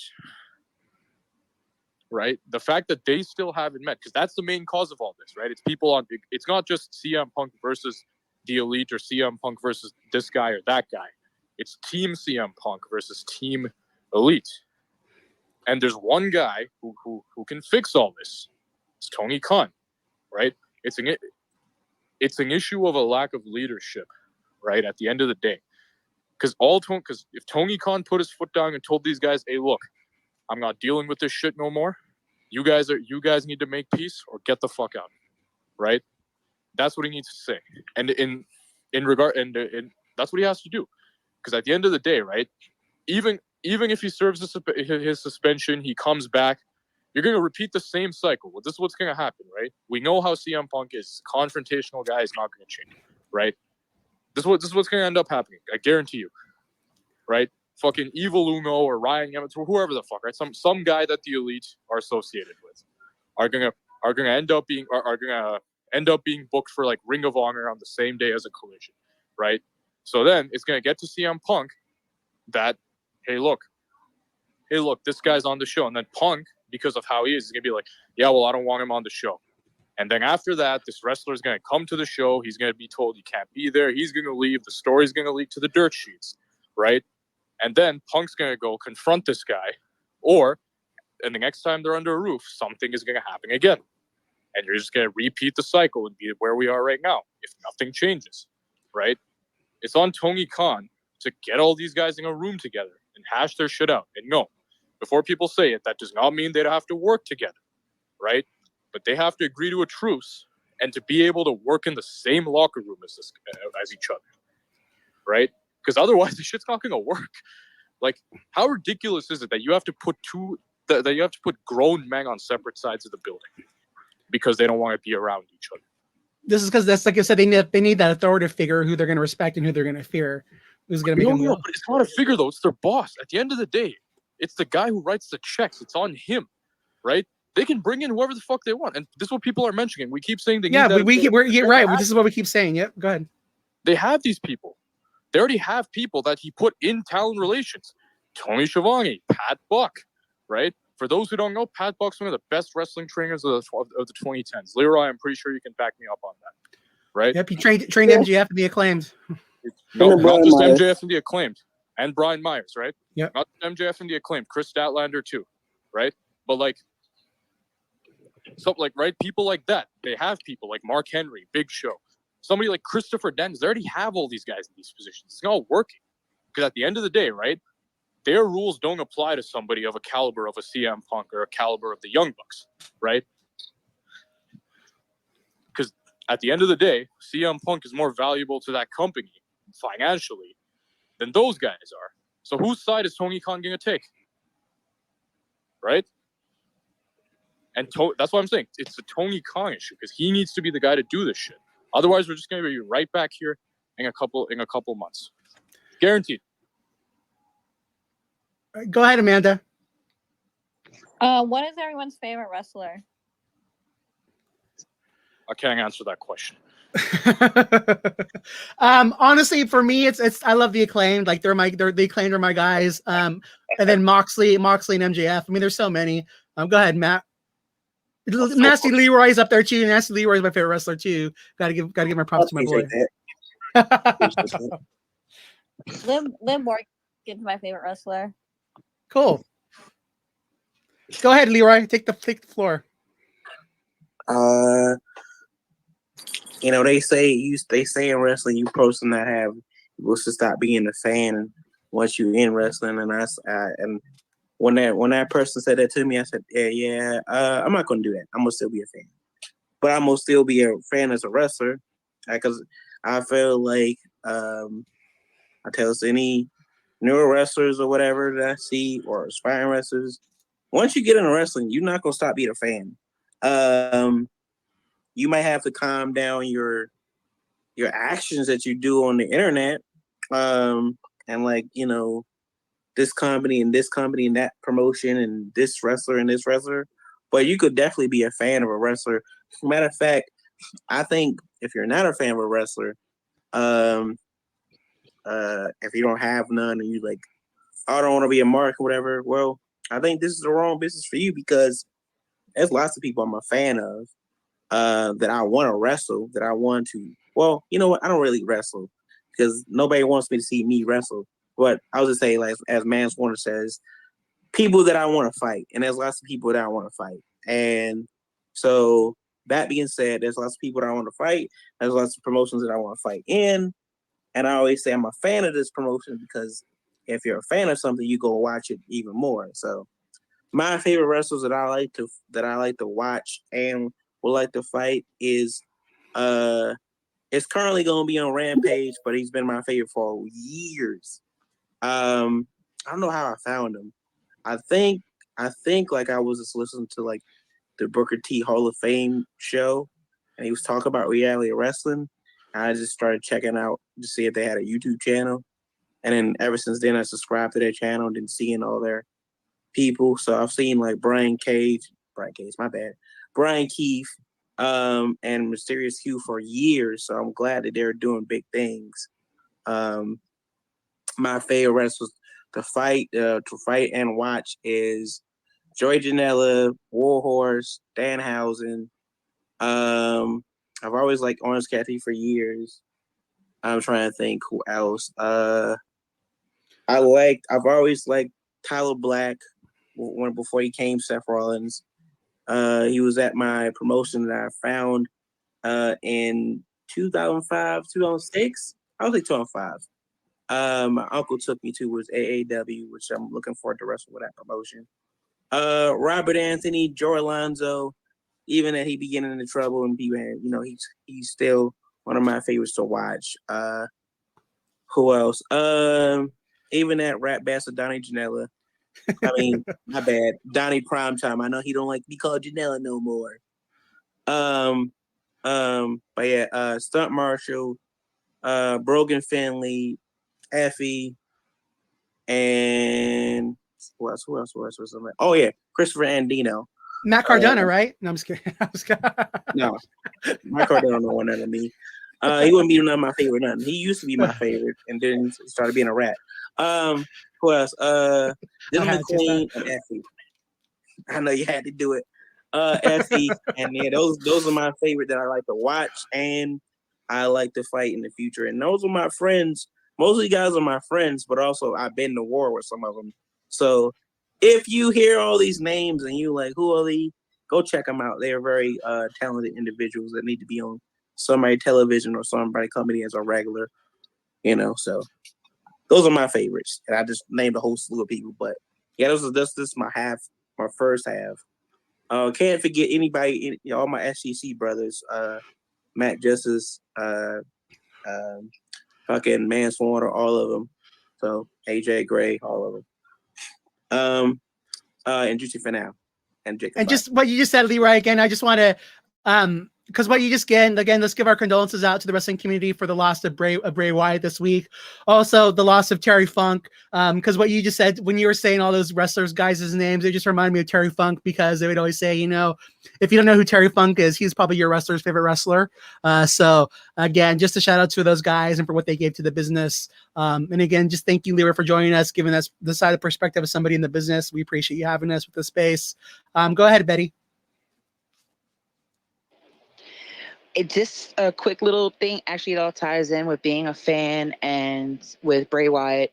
It was just a little story I had read earlier today, and it was Bray Wyatt meeting Mick Foley for the first time, and he's telling Mick Foley I'm working on something, this thing, and I really liked that promo that you did. I think it was on Randy Orton, when he's sitting in a rocking chair, and he's like, "Yeah, I'm working on this thing, da da da," and the thing ended up being the Wyatt family.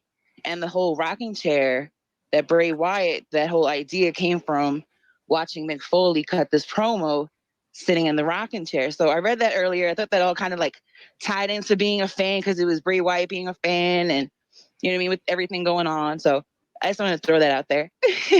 Thank you. Do you want to say something, Matt? Yeah. In regards to the whole Punk situation, I think really it's a case of just two different generations of professional wrestling colliding. You got the younger people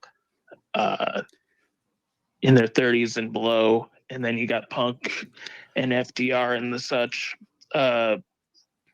who are in their 40s and the grizzled veterans, so to speak. But ultimately, I think this falls on Tony Khan, and I think he grew too fast in a way. He brought in, Bryan Danielson and Adam Cole and CM Punk all at the same time. And, I think it was just bound to happen. I mean, Punk has been volatile everywhere he's gone and a problem everywhere he's gone.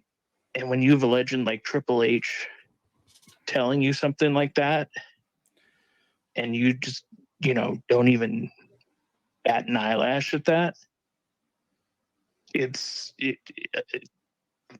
bound to be bad. And especially when you give him pretty much his own show, and now he's kicking out talent, and you've basically taught him that he is the de facto leader of the locker room. And when you have wrestlers that are the actual EVPs and the actual, talent coordinators, you have just cut them off at the knees. And those were your people at the beginning. And what Tony Khan did was basically, he tossed aside his ride or dies in a way for CM Punk because he thought CM Punk could get him to that next level instead of, sticking it out and working with the people that he had. Because he had some good ones and he still does. But they couldn't bring him the instantaneous success. And I realized, he thought he caught lightning in a bottle with, the pandemic situations and whatnot. But, he had people that he could rely on. Also, I don't think he listens to those people as much as he should. He needs to, listen to their creative minds. And he really has two guys who he should hitch his ride to. He just needs to cut his losses with Punk, and he needs to hitch his ride to MJF and Adam Cole and guys like that,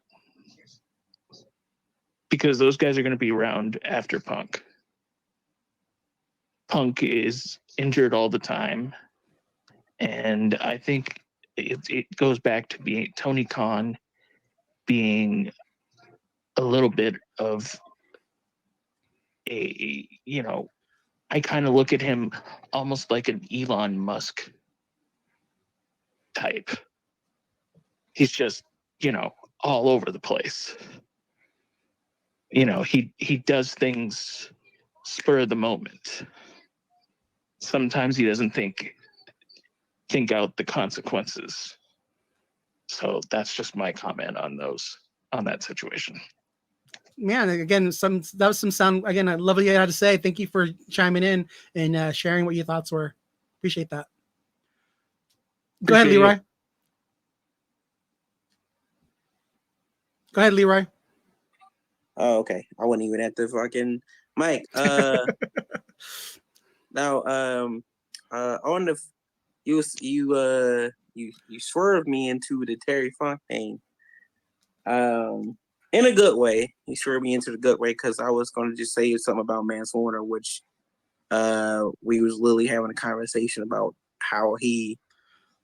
why he became the stuff he came, and he was like, "Oh, I just started watching a lot of Terry Funk," and I think because he's from we've never met until recent, I'll tell like 3 years ago, but we live in the same kind of area.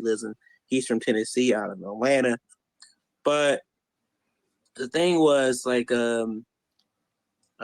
was just like, yeah, I watched a lot of Terry Funk, and people will always tell me Stone Cold, but I was like, it's not Stone Cold. It's actually, I'm more Terry Funk than anything, inspiring and stuff like that, because he said, independent wrestling legend, Kerry Awful, who told him that he needed to be more like guys in the old school because it'd be more attractive on the card, because at the time there was everybody. When the Mask One was coming out, I think everybody was trying to do like, it was either technical wrestling. There was really, everybody was like big on the Drew Gulaks and when he started coming around, the Drew Gulaks, and it was mainly technical wrestling and mainly Japanese style wrestling, which is cool, which I love that style. So I was telling him that I wanted to do like everybody else and just do my interpretation of strong style, which it's still in there, but he was like, man, I just started watching Terry Funk stuff, and like, hopefully one day I'll get to meet him, and like, no, like he's just basically, if you ever seen Mance Warner wrestle, you know he's just the modern day version of Terry Funk anyway. And we did a drill, but it was based off like a Terry Funk kind of drill, like a little back and forth, like hand-to-hand combat drill, strikes back and forth. And we just talk about how we love him and like Bruiser Brody and fucking all the old 80s guys from Japan and stuff. And like it's me and Matt want to get along. Also, we talked about how we hate MJF, so that I was gonna find your similarities. Oh yeah, though that's literally how we became best friends. Like, oh, you like black beers? Oh yeah, I like black beers too. Oh, you like punching MJF in the face? I like to punch MJF in the face too. He's like, man, we tag, bro. I was like, yeah, what we gonna call ourselves? He was like, how about the Nasty Cyclists? He's like, I don't know, I don't know like that. He's like, oh, Southern Violence. We both live in the South. You're from the South. I was like, fair enough. I like that. I'm still waiting. I'm gonna put that in the fruition that somebody will book me and Mance Warner as a tag team, and whoever is going against us, you better pray. That's all. Forever, Sky Dini, did you pray to? Okay. But no, just the inspiration of him, more than Bray Wyatt. Even though I love Bray Wyatt and he was cool. I mean, I wasn't didn't have none of his merch. I don't really have nobody's merch, to be honest. So that's horrible to be, because I should be buying most of my friends' merch. Anyway, but yeah, I kind of like knew on the Bray Wyatt tip that I was seeing something special when I seen a lot of my friends who didn't really watch wrestling, but they see me watch wrestling and they were like, who the fuck is that?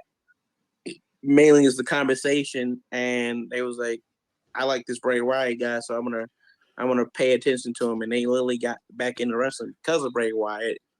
And I think that's a powerful, that's a magic thing to have when you have people who can get you back into wrestling despite that one particular person. I am always shocked and also humbled. Well, not just humbled, I'm pleased. Let's just say I'm pleased when people say that I've gotten them into wrestling or I've continued their love of wrestling,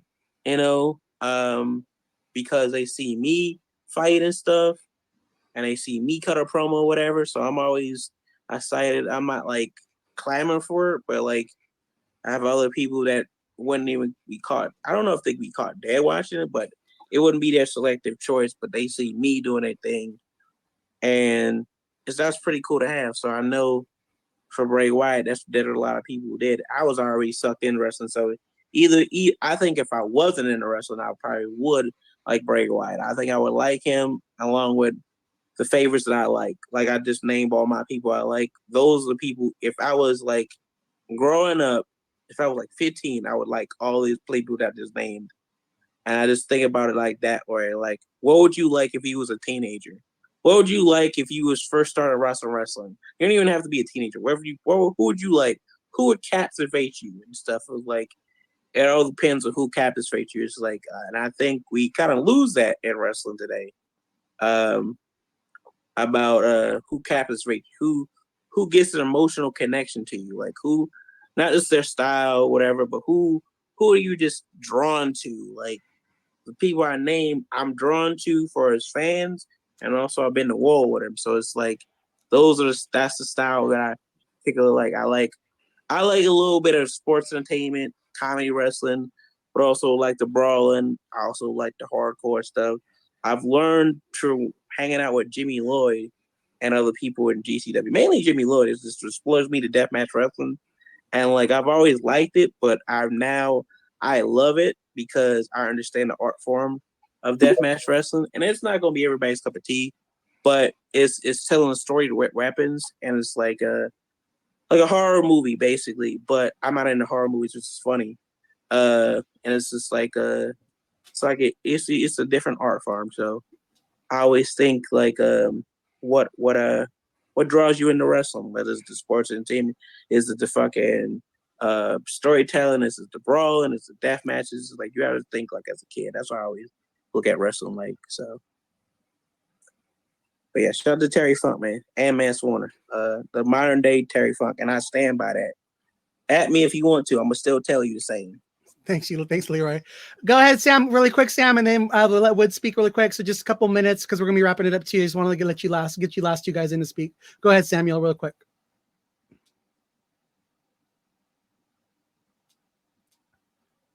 Samuel, do you want to speak? Yeah, I'm sorry. My mic was muted. I just wanted to just take this moment to say thank you all for, taking time to come on here to, voice out your opinions and give your takes on different aspects and topics on the pro wrestling world. It's really great to be part of a community that, lets everybody be themselves and all that. And I wanted to also sign out and say thank you to the host and co-host for giving us the opportunity and the mic, to drop the pipe bomb, not the CM Punk pipe bomb though.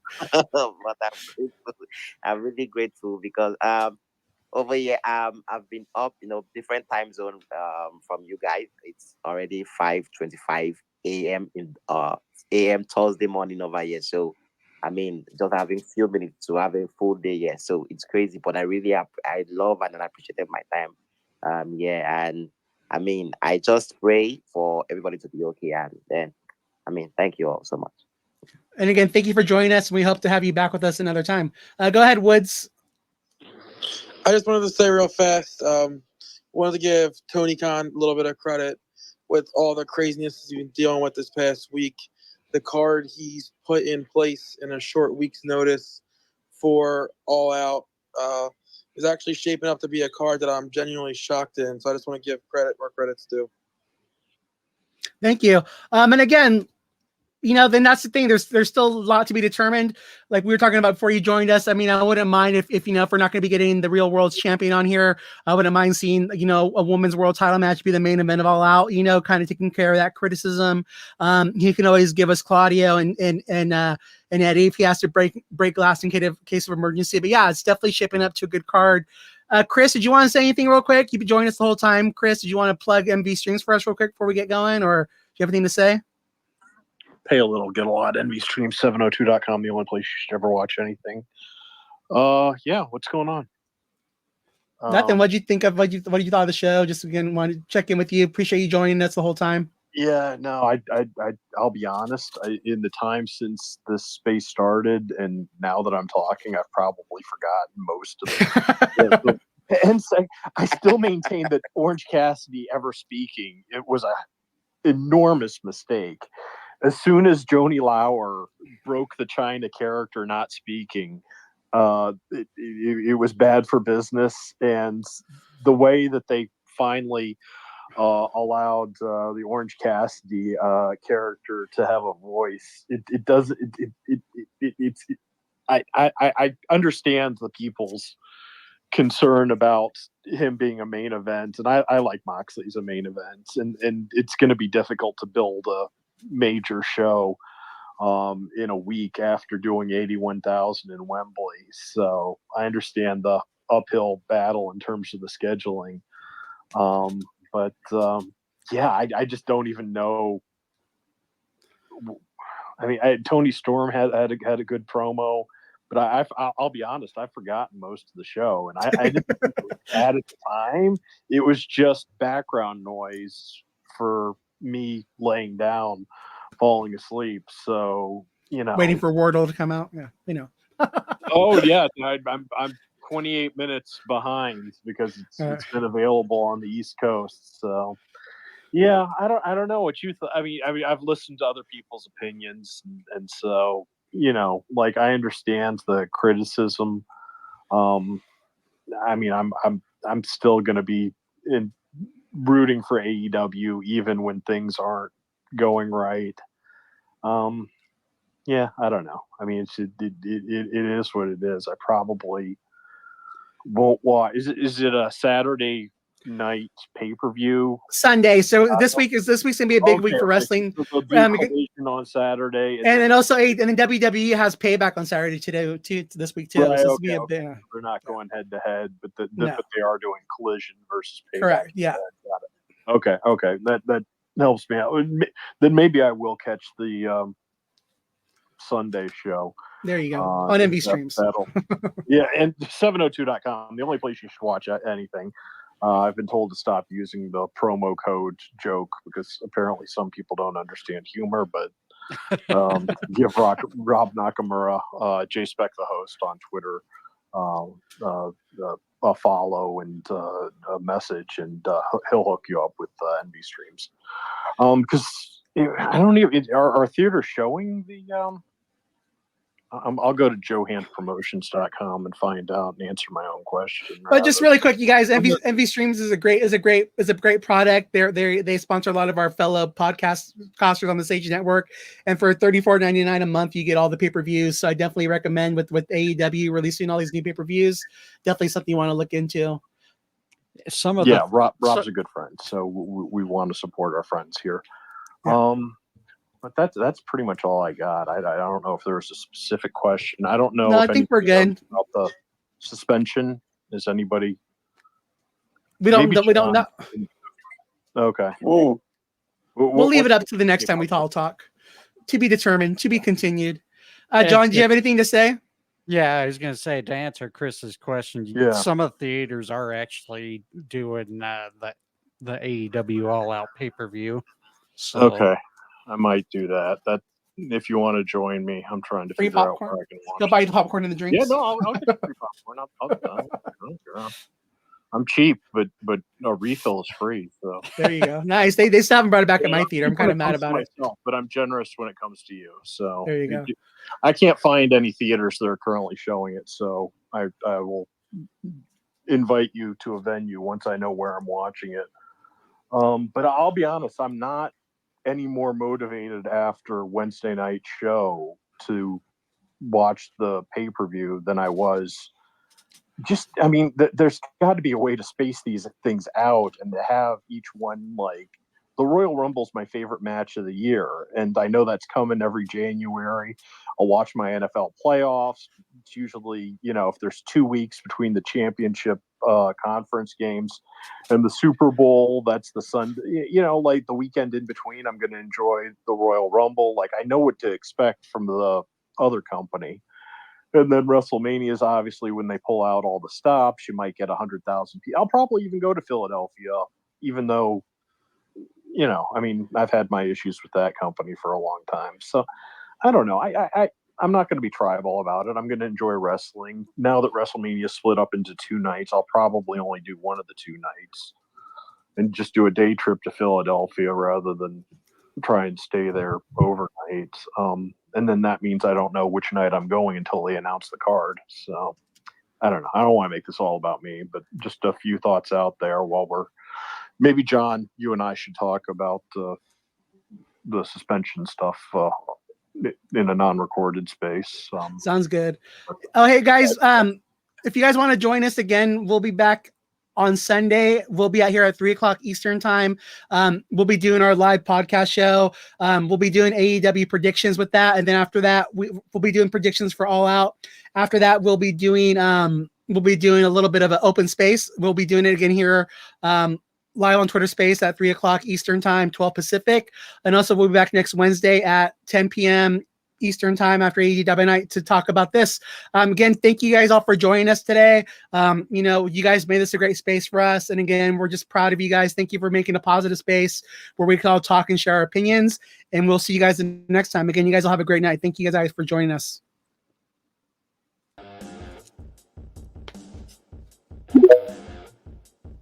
Boom.